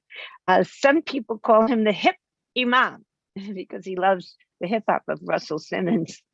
But his name also significantly, Shamsi, as an Arabic word, which means son, and we need your son now, Imam Ali. Thank you, Dr. Judy Koryansky. Good afternoon to all of you, excellencies, community and religious leaders, friends, ladies and gentlemen. What a happy moment, a joyful time for me personally, once again, to be with you all in this very paramount importance of the United Nations, the Interfaith Week, Harmony Week. And this is happening at the time when we are still deeply challenged by undesirable circumstances, particularly this unwanted COVID-19. So from the deepest of my heart, I would like to thank the organizer and our leader, Gordon Tapper, of course. But I would like to mention the shout out to my great friend, former New Yorker who is now ambassador of Sierra Leone in Washington, DC. And I wanted to pay a courtesy visit to you personally because I love you. I love you, Ambassador Y. Brothers and sisters, dear friends, for more than two years now, it has been for all of us, without any exception, a very challenging moment. Many have died, more become sick, many continue to suffer. And this pandemic has been so damaging to our economic, social, and even religious and spiritual lives. We all surely know that there are only two possibilities in front of us. Either we join hands and fight to defeat this pandemic, or otherwise we are going to be defeated and destroyed by it together. For those of us who believe passionately in our respective religious beliefs, I am confident that all religious teachings teach us to nurture love and compassion in our heart, to advance togetherness and unity, to build friendship, brotherhood, and partnership for common good. We thank God that in the midst of this trying time, we have found strength and wisdom. We have found courage and motivation to continue to move on and to strengthen our struggle to go through this challenge. The challenge, in fact, reminds us of our common solidarity, reminds us of our common humanity, reminds us of our common interests, and reminds us of our shared aspiration and destiny. We have come to realize once again that we are all indeed on the same boat. The Prophet Muhammad, peace be upon him, reminded us the believers in their kindness, compassion, and sympathy is just like one body. When a part of the body suffers, the whole body will suffer pain and fever. In the meantime, the world we live in today, a world which is full of paradoxes, unfortunately. People claim to be more advanced in telecommunications. Instead, miscommunication among people have become much more common. People claim to have advanced minds and civilization. Instead, we see people behave, and I'm sorry to say this, act foolishly and uncivilized. To face this unfortunate situation, we are reminded by a verse in the Quran, "O mankind, we created you from a male and a female, and we made you into nations and tribes so that you get to know one another. The best of you in the sight of God are the most righteous." The word ta'aruf in this verse of the Quran, which means getting to know one another, in fact doesn't only mean to get to know one another, but it is about building a sincere commitment to join and to extend our hands to one another to build a better world for everyone to live. So let me leave you with these several points. First, all of us must challenge ourselves to go beyond our comfort zone of our egoistic tendencies, particularly when it comes to our religious views, where often we use our religious conviction as a justification for division, hatred, and even violence. It's a time to redirect our religious views and utilize our religious conviction for common good, for our common humanity.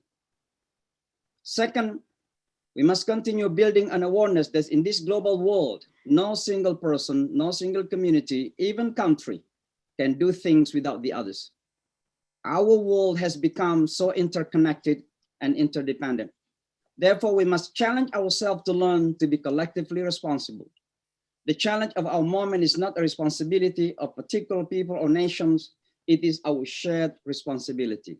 Third, we must be courageous enough to remind those in authority to take their responsibility seriously. And one of the most important responsibility of our leaders, and I mean here particularly our political leaders, is to ensure equity and social justice for all. For those in the United States, the phrase "we the people and justice for all" in the Constitution must not remain only slogans. It is a time for our leaders to act and to ensure social justice for all. Fourth, there are still many of our brothers and sisters around the world who are struggling for basic human rights, including the right to freedom. We remind our leaders, including the United Nations in this regard, to do every possible way to ensure that all people have their basic rights granted and honored. Finally, it's a time has come for all people to accept that none is superior over others in the merit of their race, ethnicity, skin color, cultural, and religious affiliations. In fact, in my view, there is only one who is superior, God himself. And this God's superiority had been equally granted to all mankind. And that made us all equal in the sight of God. So finally, my friends, let me make it clear once again, the most evident threat to our world peace is injustice itself. So let's continue fight for justice and peace. And remember, it is enough for evil to thrive when the good people say or do nothing. And I thank you. Thank you, Imam Ali. We'll heed your call to courage. We now turn to Tahila Mintz, who comes to us from the Yaqui community of Sonora and in upstate New York. She's a photographer who over 20 years her work has been published in National Geographic magazine and museum collections. But appropriate to today's program, she's a water protector, a land guardian, a medicine carrier. And she founded a center for sustainable Indigenous futures, where she raises the voices of Indigenous people around the natural world, where she runs camps for Indigenous youth and healing ceremonies connecting people and the land. Thank you for your work, Tahila. Thank you. I'm honored to be here and be a part of this group today. This is an incredible effort that's happening here to share this into the world. I am of the Yaqui people of the Yaqui River of the Sonora. The river is a part of our community. Its life is interwoven with ours and our histories. Medicines grow in the waters, plants for ceremonies, and fish. It is a central part of our stories, our origins, and how we understand the world. Like everyone else, we also need the water to grow our crops, for animals, and for our people to be healthy. Water is our life sustainer for everyone and everything living on this planet. Our river was stolen from us, blocked off and rerouted by the government in the state of Mexico, rerouted to provide water for Coca-Cola and other factories 2.5 hours away from us. Greed is winning over our human rights. We need our river to return. Our river wants to return home. I understand that New Zealand has given legal rights to specific bodies of water, and I hope that many countries follow. There was a scientist, Dr. Emoto, who photographed water molecules. Clean water is gorgeous. It's all these intricate layers, and each is different. Contaminated water looks very mucky and dark. With these images, he makes it so we can discover if you tell water you love it over and over, it becomes sparkly and light, like that clear, fresh water. Also, if you say words of hate and ignore the water, it turns mucky, like the toxic water. Our bodies are over 70% water. So the practice of loving and respecting water is loving and respecting ourselves. The pandemic has been a particularly challenging time for many, and I want to offer this practice to connect with water and support our own healing of body, mind, and spirit. Inhale and exhale deeply while holding a cup of water. You can hold it to your heart or out in front of you and look at it. Tell the water you love it. Tell it you really love it. Thank it for clearing your body of the toxins and for balancing your mind and your body and your spirit. Say whatever gratitudes, whatever prayers that you want. Then you drink the water. Feel it running through your body, through your bloodstream. Feel that love. I will share a moment of the pandemic affecting our community. During the pandemic, our community again was not considered by our country. No information or support was provided for our people or the clinics in our communities. From here in New York, a network was created. Ojista Sustainable Futures was founded, and a call was put out for support. Hundreds of strangers across North America sewed and helped facilitate an abundance of support for our communities and other Indigenous communities and for the clinics. Over 10,000 masks, 260 gallons of hand sanitizer, and medical supplies were sent out. It was such pure light and generosity from people of different cultures, faiths, and communities. This essence of humanity is of love. May we all live with kindness and love and respect and honor the water. Thank you for having me here today. Oh, that's very beautiful. Well said. I think we'll all drink water with a different consciousness. You're reminding me that many countries in Central America have instituted in their constitution, Tahila, the rights of nature, to treat nature as a human being. which is lovely and right in the spirit of what you're saying. So thank you for all your work. And for your work too, Rabbi Jill Hausman, the rabbi and cantor of this incredibly beautiful historic Actors Temple, not so far from me here in New York, right here in Manhattan. She is also the assistant dean of the Rabbinical Seminary International, where she was ordained. And her commentaries on the weekly Torah portion have been published in the Jewish Week newspaper, so you could see them there. But she has other angles to herself. She has been an aquatic biologist, as well as a singer, an actor, and a poet. You could read her poems. She gave me her website, www.ritualwell.org. So for all that you're doing for the world in your prayers, Rabbi Jill, welcome.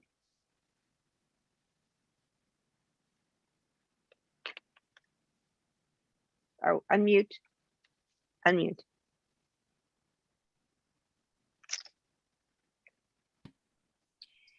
Thank you so much, Dr. Judy Kuryansky, Excellencies, honored guests, and all of you who are gathered here.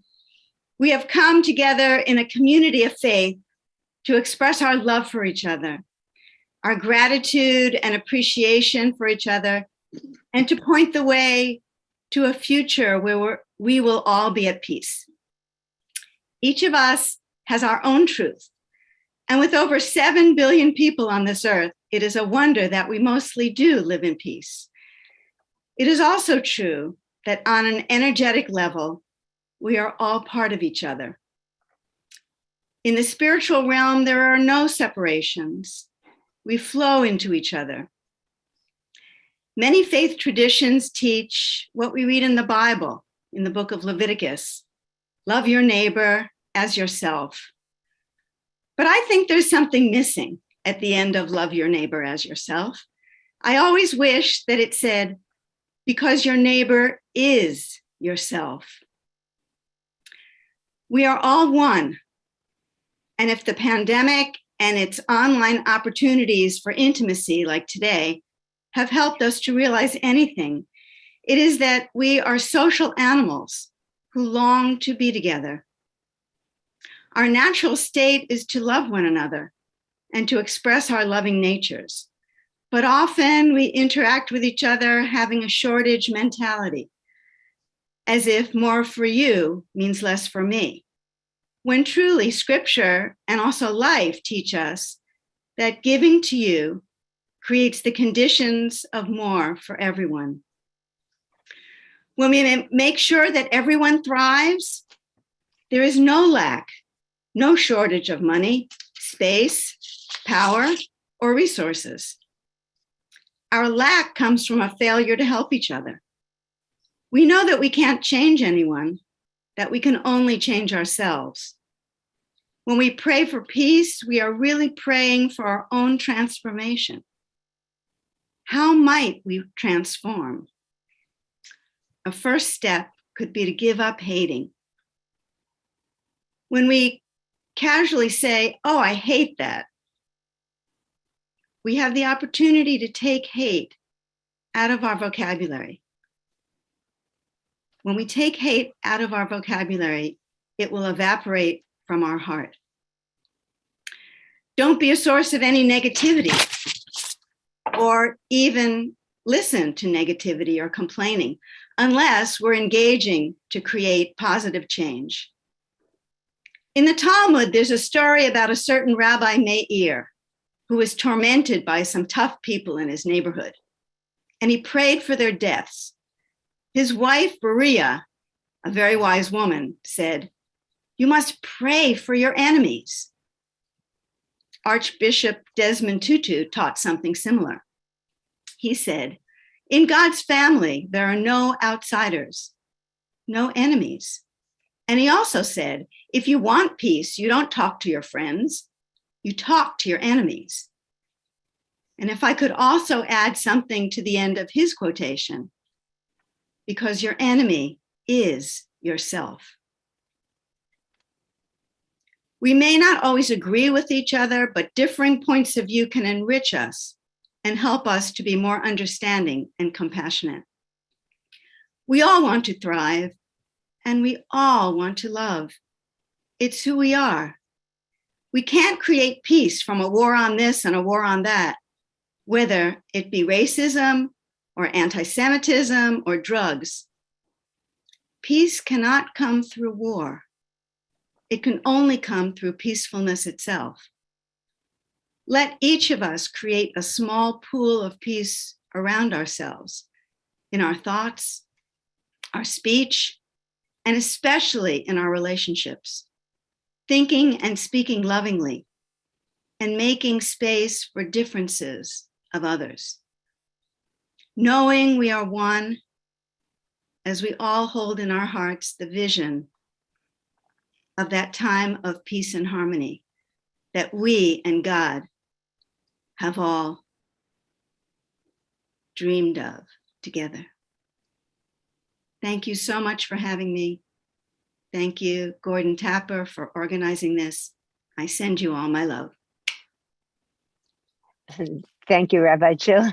We're learning a lot about vocabulary. Ambassador Arbeiter wanted us to take out the word tolerance, and now Rabbi Jill wants to take out the word hate.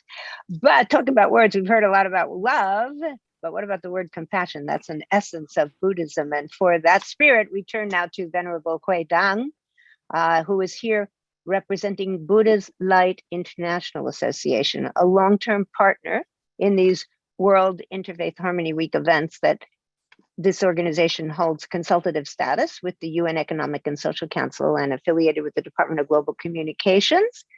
Venerable is originally from Beijing, China, and came to the US almost 25 years ago. He got an MBA degree, enrolled in a PhD program of religious studies, and was ordained as a Buddhist monk and joined the monastic order of a very large Buddhist organization, Fogwang Shan, affiliated with the University West in California, where he is on the board of trustees. And over to you, Venerable. Thank you.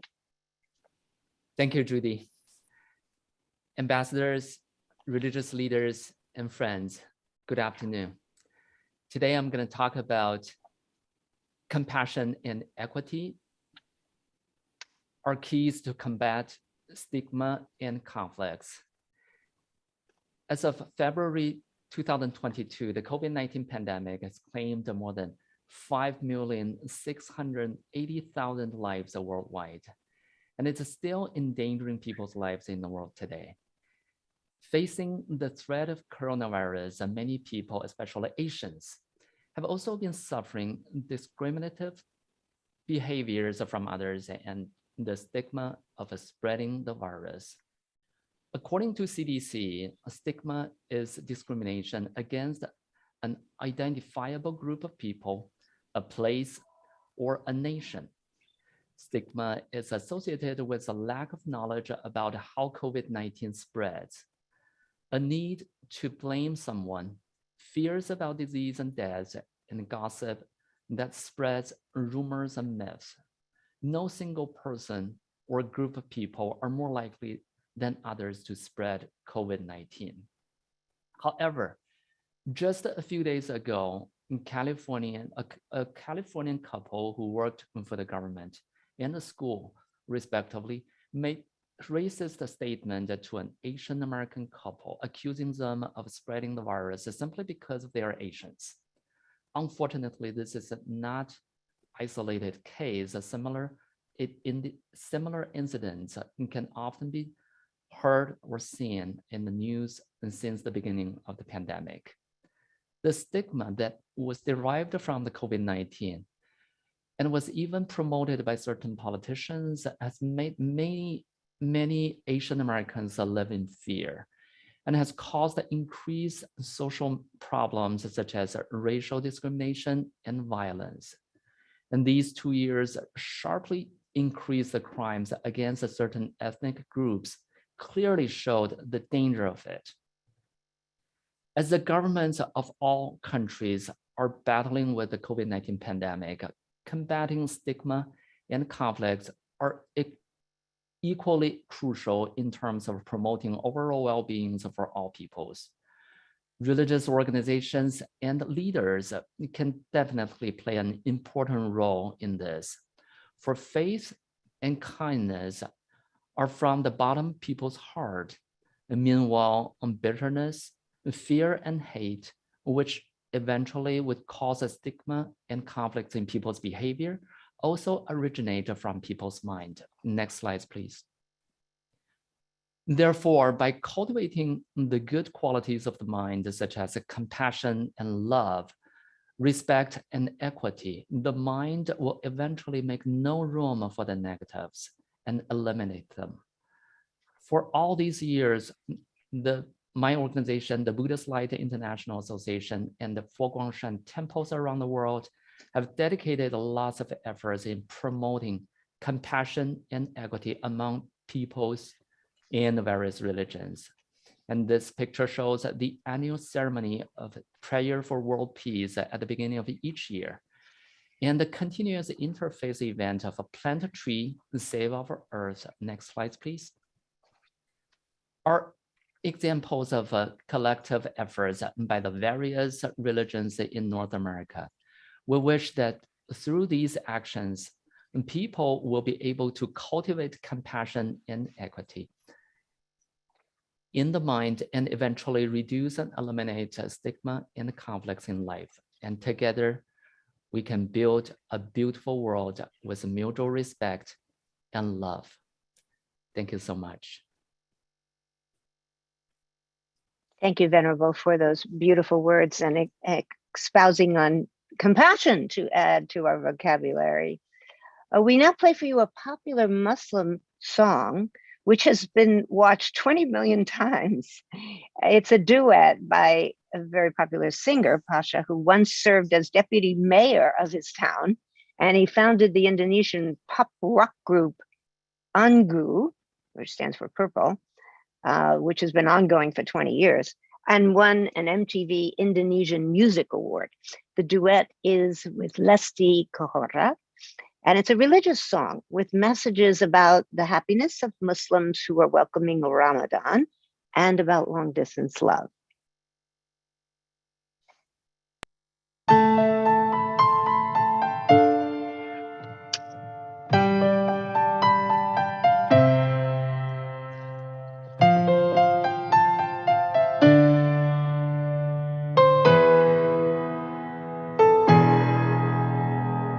Tak dapat lagi kulukis rasa Ramadan yang indah kini telah tiba. Bulan penuh berkah, rahmat dari Allah, meski dalam suasana berbeda. Cobaan demi cobaan melanda, kita bersama namun tak lagi sama. Jarak memisahkan, semua telah berbatas. Ini ujian bagi kita. Bismillah cinta, percaya padaku, percaya cinta. Yakin kita bisa lalui semua segala cobaan yang datang mendera. Bismillah cinta, panjatkan doa pada yang kuasa, bersujud padanya dengan air mata. Insyaallah Ramadan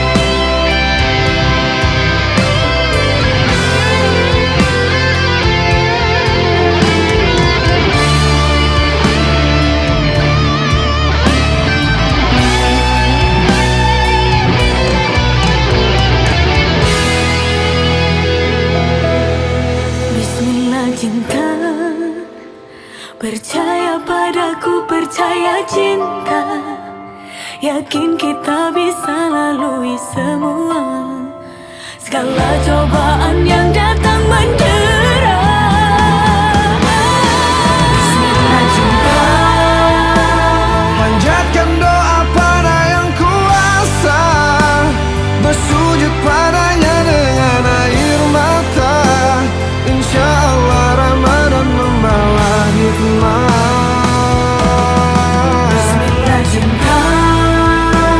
Percaya padaku, percaya cinta. Yakin kita bisa lalui semua segala cobaan yang datang mendera. Bismillah cinta. Panjatkan doa pada yang kuasa, bersujud padanya dengan air mata. Insya Allah Ramadan membawa hikmah.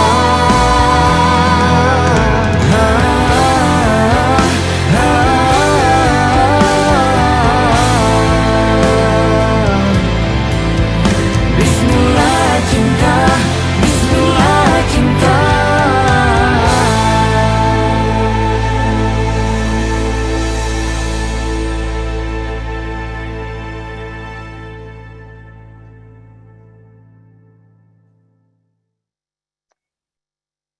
Beautiful introduction, I would say, lead into you, Swami Tayagananda.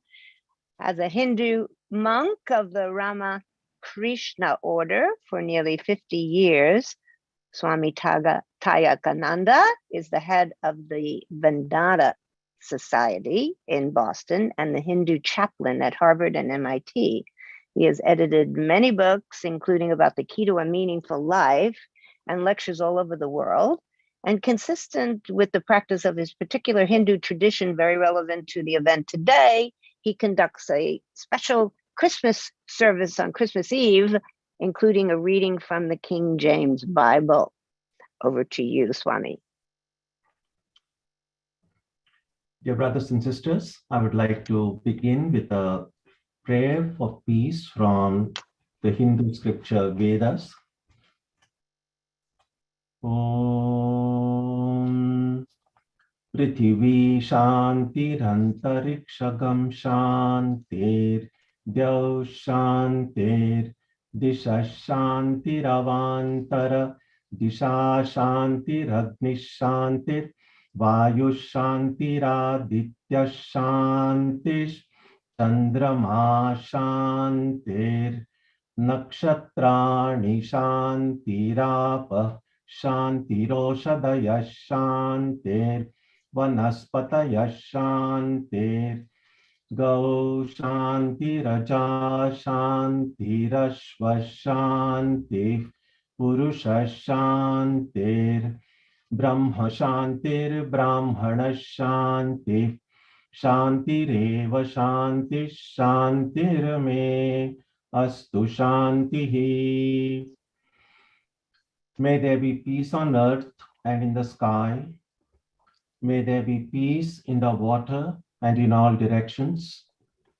May there be peace in the plants, in the trees, and in animals. May there be peace in the hearts of all beings. May there be peace in everyone and in everything. I would like to say a few words about peace and harmony, so we can together reflect on how to experience peace and harmony in our own lives, and then share them with those around us. For most of the last 2 years have been unlike any in our lifetime. The disruptions caused by the pandemic are well known. The unending stream of new infections and hospitalizations, the enormous loss of lives, the closing down of businesses, the job losses, and so much more. This has brought out the best in human nature, the resilience of doctors and nurses and other essential services, the tremendous sacrifice by people from every strata of society, and the generous help that has poured in from everywhere. But it has also brought out some of the worst aspects of life, such as selfishness, exploitation, violence, political opportunism, all resulting in both loss of both collective and individual peace and harmony. For peace to spread in the world, there must be first peace in our own hearts.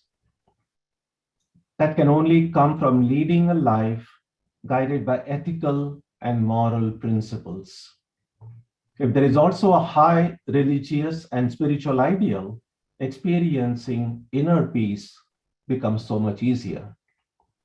Similarly, for harmony to spread in the world, there must be first harmony in our own hearts. That can only come from a harmony between our thoughts, our words, and our actions. If what we do is in harmony with what we say, and what we say is in harmony with what we think, then inner peace and harmony are guaranteed. Only when our leaders and our political representatives become such moral and spiritual exemplars, only then can we hope for a better future for ourselves, our families, our cities, our countries, and ultimately our whole world. I'll conclude now with an interfaith prayer that we do regularly at the Vedanta Society. May the divine being, who is the Father in heaven of the Christians, Holy One of the Jewish faith, Allah of the Muslims, Buddha of the Buddhists, Tao of the Taoists, Ahura Mazda of the Zoroastrians, the Great Spirit of the Native Americans, and Brahman of the Hindus, lead us from the unreal to the real, from darkness to light, from death to immortality. May we be granted strength, freedom, and clear understanding. May we learn to see God in our own hearts and in everyone around us. May God bless us all and fill our hearts with gratitude, grace, and love. Om Shanti Shanti Shanti. Peace, peace, peace be unto all. Thank you. That was beautiful, Swami Tayagananda, the chant and your prayer. Bless you. And we turn now to man with such an incredible spirit and joy. You could see it in his face. Reverend Dr. Craig Rubano. He was raised Episcopalian, but he found himself embracing all kinds of religions. So he's now minister of the Unitarian Universalist Congregation of Monmouth County in New Jersey. He was led to the ministry not only for his love of religions, but out of his love for singing, because he had spent many years on the Broadway stage. But he's also an academic. He has degrees in English and Spanish and French literature. He spent some time in Argentina for the Spanish, from Yale and Columbia and Princeton, and a PhD in pastoral theology. He's been very involved in faith development program for youth, as is Felipe, who spoke earlier. How about this? He lives in a rural mountaintop and loves tending to his pet Nigerian dwarf goats. So rather than saying, I give the floor to you, I'm going to say, Reverend Craig, I give the field to you. Thank you, Dr. Kuryansky. Excellencies, faith leaders, colleagues in peace, I'm so honored to be with you today. Central to the welcome at the Unitarian Universalist congregation where I serve as minister is religious pluralism. On the pulpit, from which I deliver my weekly sermons, are carved the symbols of many religious traditions: Jewish, Buddhist, Hindu, Taoist, Shinto, Zoroastrian, Muslim, as well as Christian. It is from the latter that Unitarianism and Universalism joined forces in 1961 to create the UU Association of Congregations, bringing with them theological commitments of one universally salvific God, while expanding in breadth to become an interfaith path wherein deists, theists, pantheists, atheists, panentheists, agnostics, humanists, and earth-centered believers, to name a few, could worship together. Worship, a shaping consideration of all that is of worth. The history of Unitarian Universalist involvement in the United Nations stretches back nearly to the UN's inception, with a first official Unitarian delegate appointed in 1946 and an association office at the UN created in 1962, shortly following the UU merger. Unitarian Universalists covenant to affirm and promote a principled commitment to the worth and dignity of all in the interdependent web of existence, encouraging spiritual growth through searches for truth and meaning, making central the right of conscience and the use of democracy, so that through expressly anti-racist and anti-oppressive actions, we might move ever closer to the goal of a just world community, informed by equity, peace, and compassion. Interfaith dialogue informed my own childhood, forged at an international school in Buenos Aires, Argentina, where my friends and I found a way to coexist as one body of learners in a world which we saw refracted through the prisms of our various origins and faith commitments. We belonged, and we were free to grow together. And it was when I lived in the shadow of the New York City Twin Towers on September 11th, 2001, that my call to ministry emerged from a desire to build bridges across faith boundaries. So it is with a spirit of dedicated cooperation that I join you for this week of World Interfaith Harmony. May what unites us draw us ever deeper into relationships of caring and striving. May all the asymmetries of freedom and access to basic necessities which the current pandemic has only brought into greater relief be addressed with the urgency that they require. None of us is truly free until all of us can live unfettered lives of health and economic stability, of shared wonder and liberty, in faith traditions which complement and respect and expand. I pray that it may be so for all of us. And thank you so much. Thank you so much, Reverend Craig. So many of the words that have been spoken by our faith and spiritual leaders really create quite a mosaic for Archbishop Katia and of the Holy See and the words that he presented to us earlier. So we are truly coming together in that spirit of coming together, as I mentioned earlier about this being a multi-stakeholder event. We are adding the voice of more local government. And so I introduce Jennifer Rajkumar to us, who is a New York Assemblywoman who made history as the first South Asian American woman ever to be elected to a state office in New York. She also has served as the New York State Director of Immigration Affairs, a post that was very close to her heart since her parents immigrated to the United States. Some of us know that story from our parents or grandparents with just a couple of $100 and a suitcase.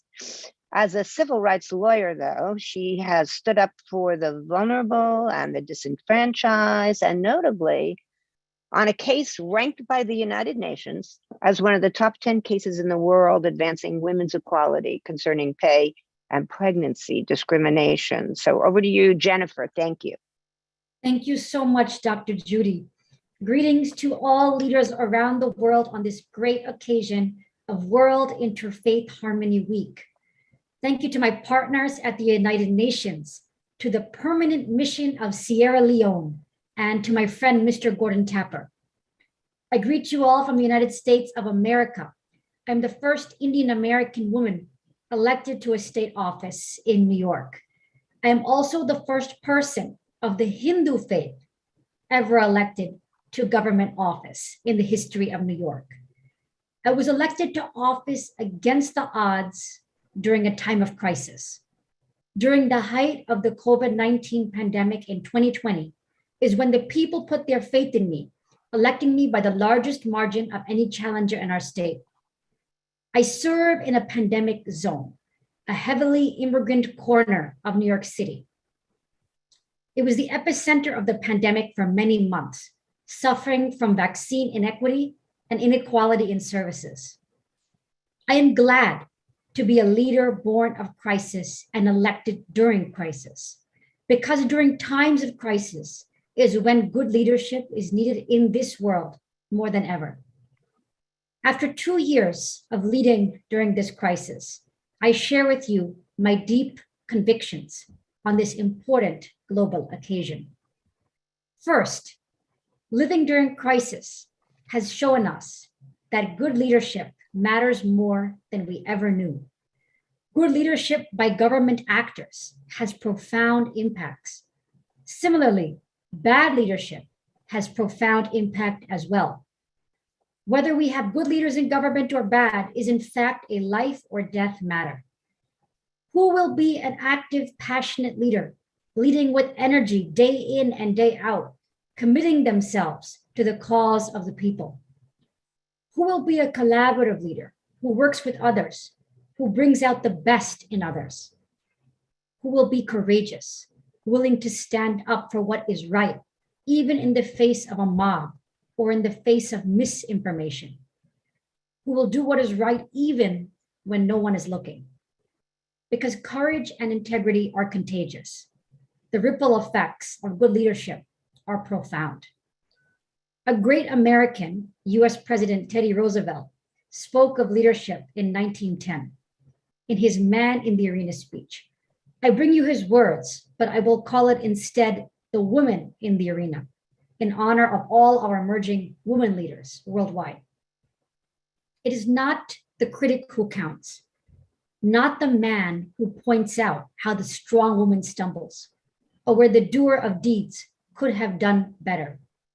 The credit belongs to the woman who is actually in the arena, whose face is marred by dust and sweat and blood, who strives valiantly, who errs and comes up short again and again, because there is no effort without error or shortcoming. But who knows the great enthusiasms, the great devotions, who spends herself in a worthy cause, who at the best knows in the end the triumph of high achievement, and who at the worst, if she fails, at least she fails while daring greatly. The second conviction I share with you on this occasion is that we must love each other actively, not passively. Love is an active process. I am a Hindu, but I love all faiths as if they are my own. As a Hindu, I believe God takes many forms. God can be Goddess Durga, Ganesha, Shiva. God can also be Jesus. God can be Allah. It is not enough to tolerate. We must love each other actively and work every day to create interfaith bridges. And these past 2 years of crisis have shown us that there is a lot to love in each other. During the COVID-19 pandemic, I saw love displayed by the people like a type of heroism. Muslim American faith leaders and groups actively served food to those going hungry in my district. And most of the people served were not of the same faith. They were Christians and people of different cultures. After every food distribution, these Muslim faith leaders opened up their prayer rugs and prayed in my office. In the process, I adopted some of their faith as well. Injustice anywhere is a threat to justice everywhere, Martin Luther King Jr. famously said. If anyone comes from my Muslim, Jewish, Christian, or Buddhist brothers and sisters, they will have to get through me first. Let us remember that hate against any group is a threat to all groups. Every day, through acts large and small, we must embrace other faiths and foster a spirit of inclusivity. I am a Hindu, but I am forever inspired by Jesus Christ's love and mercy, offering water to those thirsty in the desert. Third, let us live with urgency. As we dealt with loss and devastation these past 2 years, we learned that every day is an opportunity to show leadership, to show love, to build bridges with our neighbors across the sea of loss and isolation. This time of crisis has shown me how far the ripple effects of kind and courageous acts can reach, whether in policy or whether in simple everyday life. Finally, as we fight to create these bridges of love, it may sometimes seem overwhelming and daunting, but it's not supposed to be an easy task. It is the hard that makes it great. We have to do it anyway, no matter how hard it is. Our brave first responders and frontline workers did it anyway, every day, no matter how hard. Families dealing with loss and death did it anyway, every day putting one foot in front of each other through the grief. I leave you finally with the words of Mother Teresa, found on a wall in her home in Calcutta, India. Do it anyway. People are often unreasonable, irrational, and self-centered. Forgive them anyway. If you are kind, people may accuse you of selfish, ulterior motives. Be kind anyway. If you are successful, you will win some unfaithful friends and some genuine enemies. Succeed anyway. If you are honest and sincere, people may deceive you. Be honest and sincere anyway. What you spend years creating, others could destroy overnight. Create anyway. If you find serenity and happiness, some may be jealous. Be happy anyway. The good you do today will often be forgotten. Do good anyway. Give the best you have, and it will never be enough. Give your best anyway. In the final analysis, it is between you and your God. It was never between you and them anyway. Thank you. Thank you, and congratulations on being such a trailblazer. The Baha'i Faith is known for believing in the oneness of humanity and abolishing all religious and racial prejudices. Originally from Iran, Sepideh Bezadpour is the community relations manager for the Spiritual Assembly of the Baha'is of New York City. She has a master's degree from NYU in global affairs with a dual concentration in peace building, as well as global gender studies. And as a fun thing, in her spare time, she likes baking, photography, and who likes this, waiting in 10 minutes in line of the subway to arrive, but playing games on her phone. But thank you for your inspiring words about the Baha'is, the beautiful buildings, not only in Haifa, but I've seen them in Samoa, are inspiration. Welcome. Thank you for having me here today. Now, I'm happy to share with everyone what the New York City Baha'i community is doing to foster interfaith harmony and how we are combating stigma and conflict during the pandemic. So religious harmony is one of the principles of the Baha'i faith. The faith teaches us that all religions have the same foundation and that the teachings build upon each other. So thus, our regular community building activities, such as children's classes, where we teach virtues, and youth empowerment groups, are open to people from all faith backgrounds, diverse backgrounds, and we strive to work with other faith groups on a regular basis. So for example, this past month, some of the leaders in our community, the Baha'i community, participated in the Interfaith Center of New York's conference and march about how New York faith communities are responding to gun violence. And next week, we're participating in the Interfaith Breakfast hosted by the mayor's office. Another principle of the faith is the elimination of all forms of prejudice, which includes many beliefs that may lead to stigma and conflict. So one way that we're combating, or not combating, one way that the community puts this principle into action to combat stigma and conflict is by encouraging a process of consultation at all of our gatherings. We define consultation as a process of frank but loving discussion where all viewpoints are heard with the objective of investigating truth, not merely just stating opinions. So by practicing consultation, we take into account other viewpoints and lived experiences, and we can create relationships and environments that combat conflict and stigma. Thank you for welcoming me, and we welcome everyone to visit any of our centers or temples around the world, even here in New York City. Thank you. And thank you, Sepide, for the oneness that you really communicate to all through Baha'i.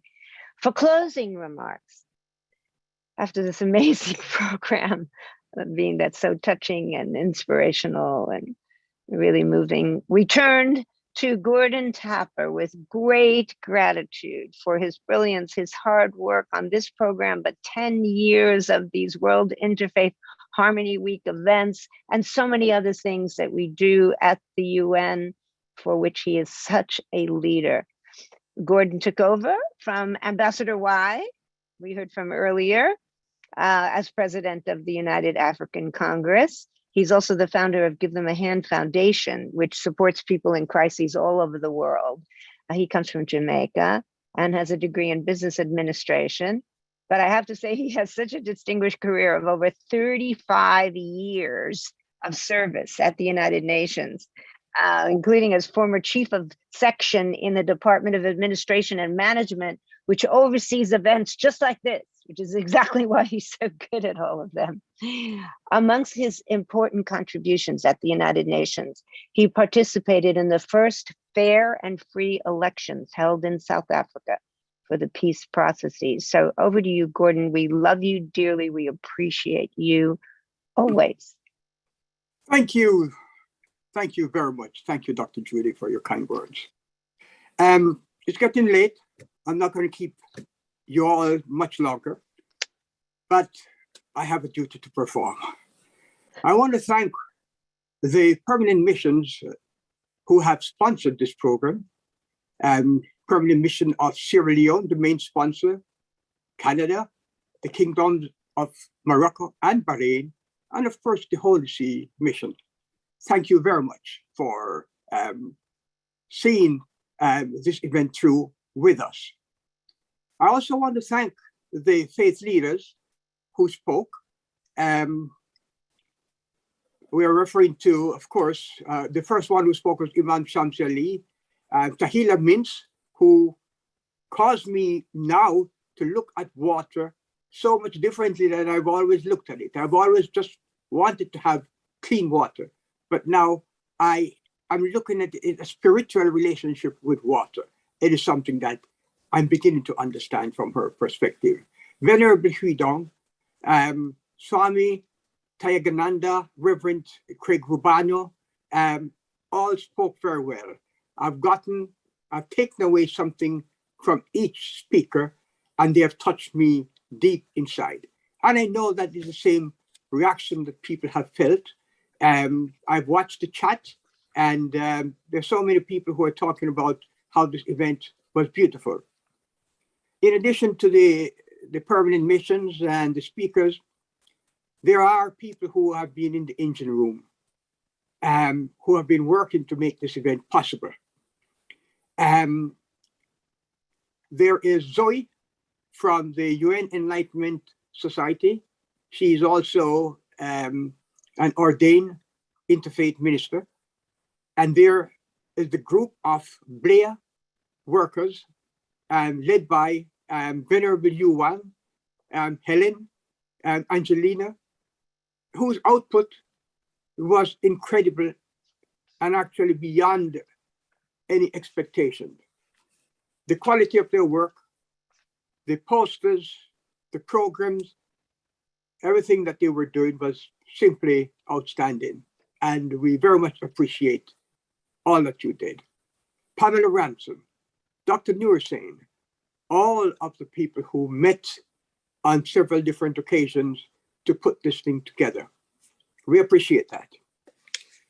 And of course, Jennifer Rajkumar. I want to thank her for being here. She's someone who we care very much about. We met her several years ago when she was sent to us by the governor of New York. She represented the governor of New York in an event we did. And at that point, she was the commissioner for immigrant affairs. And she spoke about very practical things. And many members of the audience took advantage of what she said by connecting with her and learning how to deal with immigrant issues. Thank you, Jennifer. We're so happy to have you. Well, by now you know that the organizers of this event were the United African Congress, the Give Them a Hand Foundation, the Buddhist Light International Association, the Nusantara Foundation, and of course the United Nations Enlightenment Society, with Felipe Crepo from the Communications Department of the United Nations, and Peter, also Peter Dawkins. And we all put together, we all worked hard to make this happen. This year's event, of course, was co-sponsored by the most diverse number of permanent missions and the representations of faith leaders.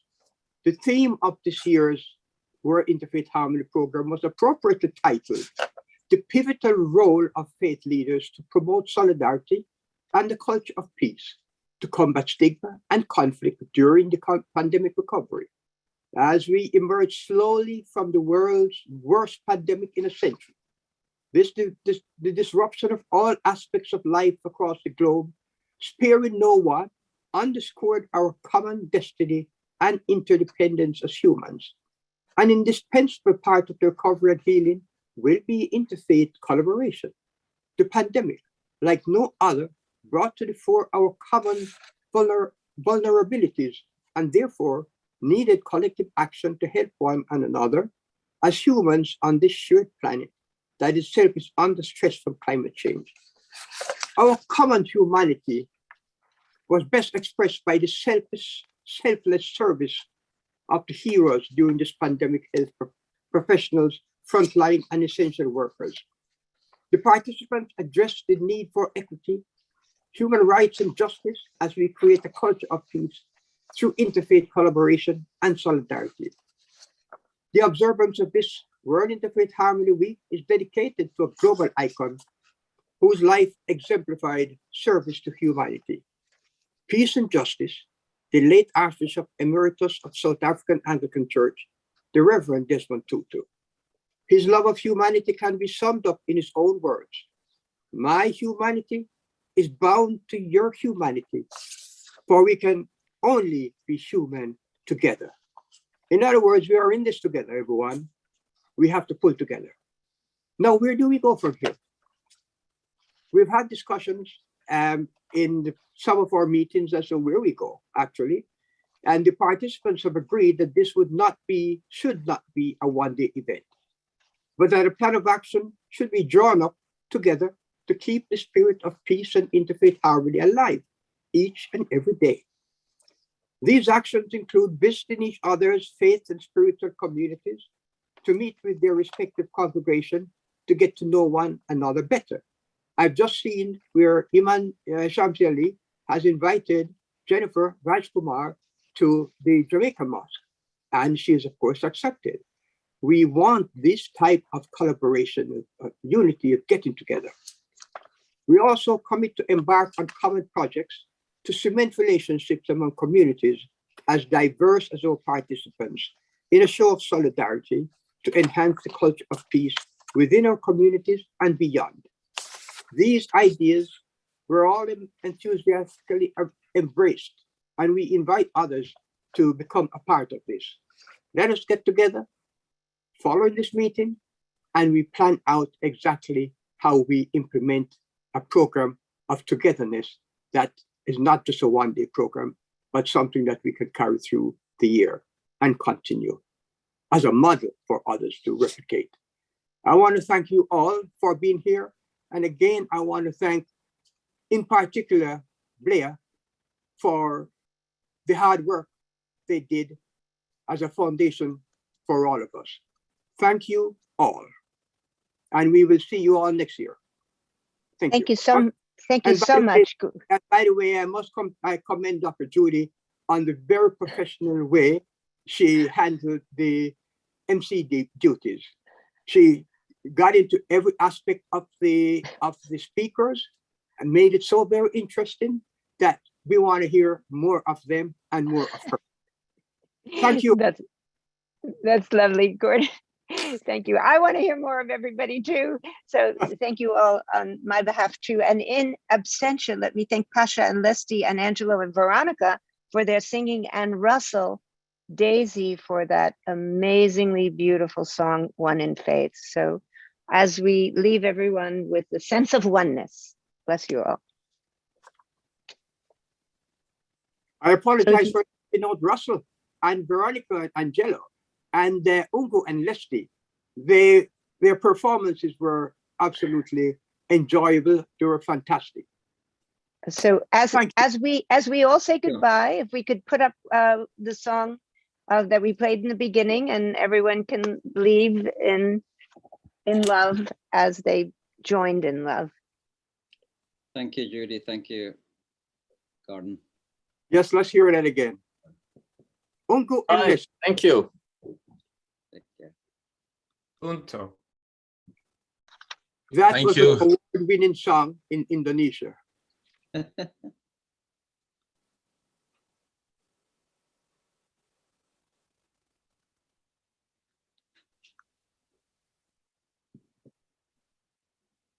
Oh.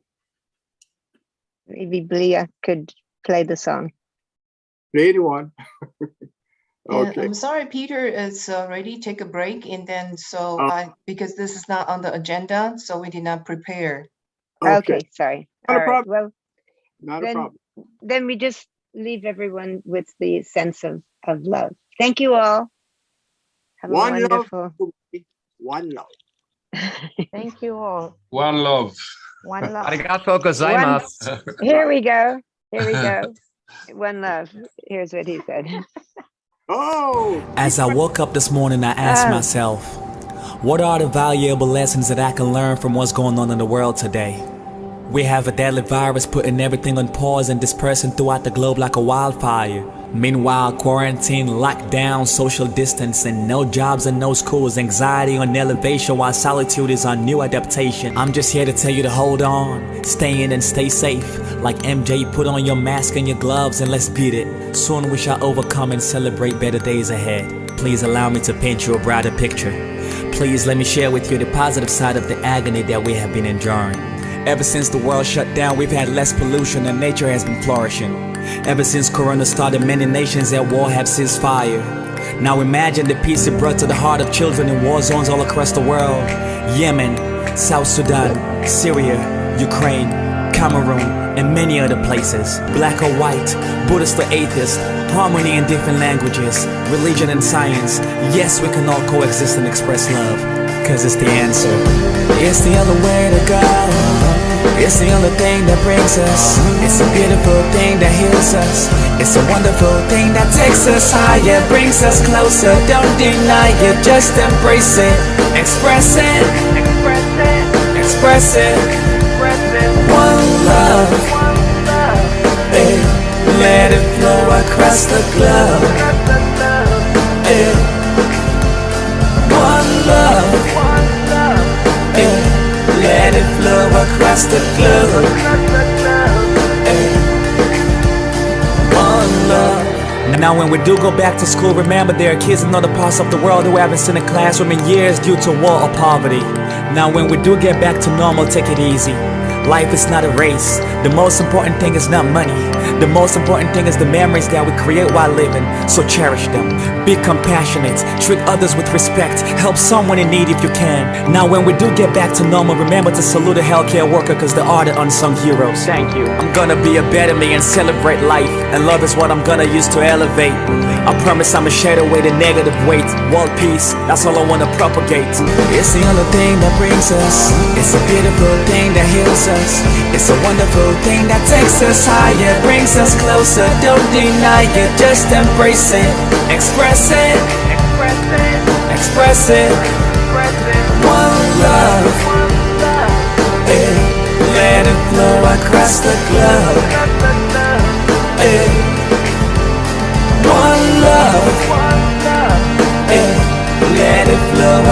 the glove. One love. All right. Okay. Thank you all. Okay, everyone. Bye-bye. Bye-bye.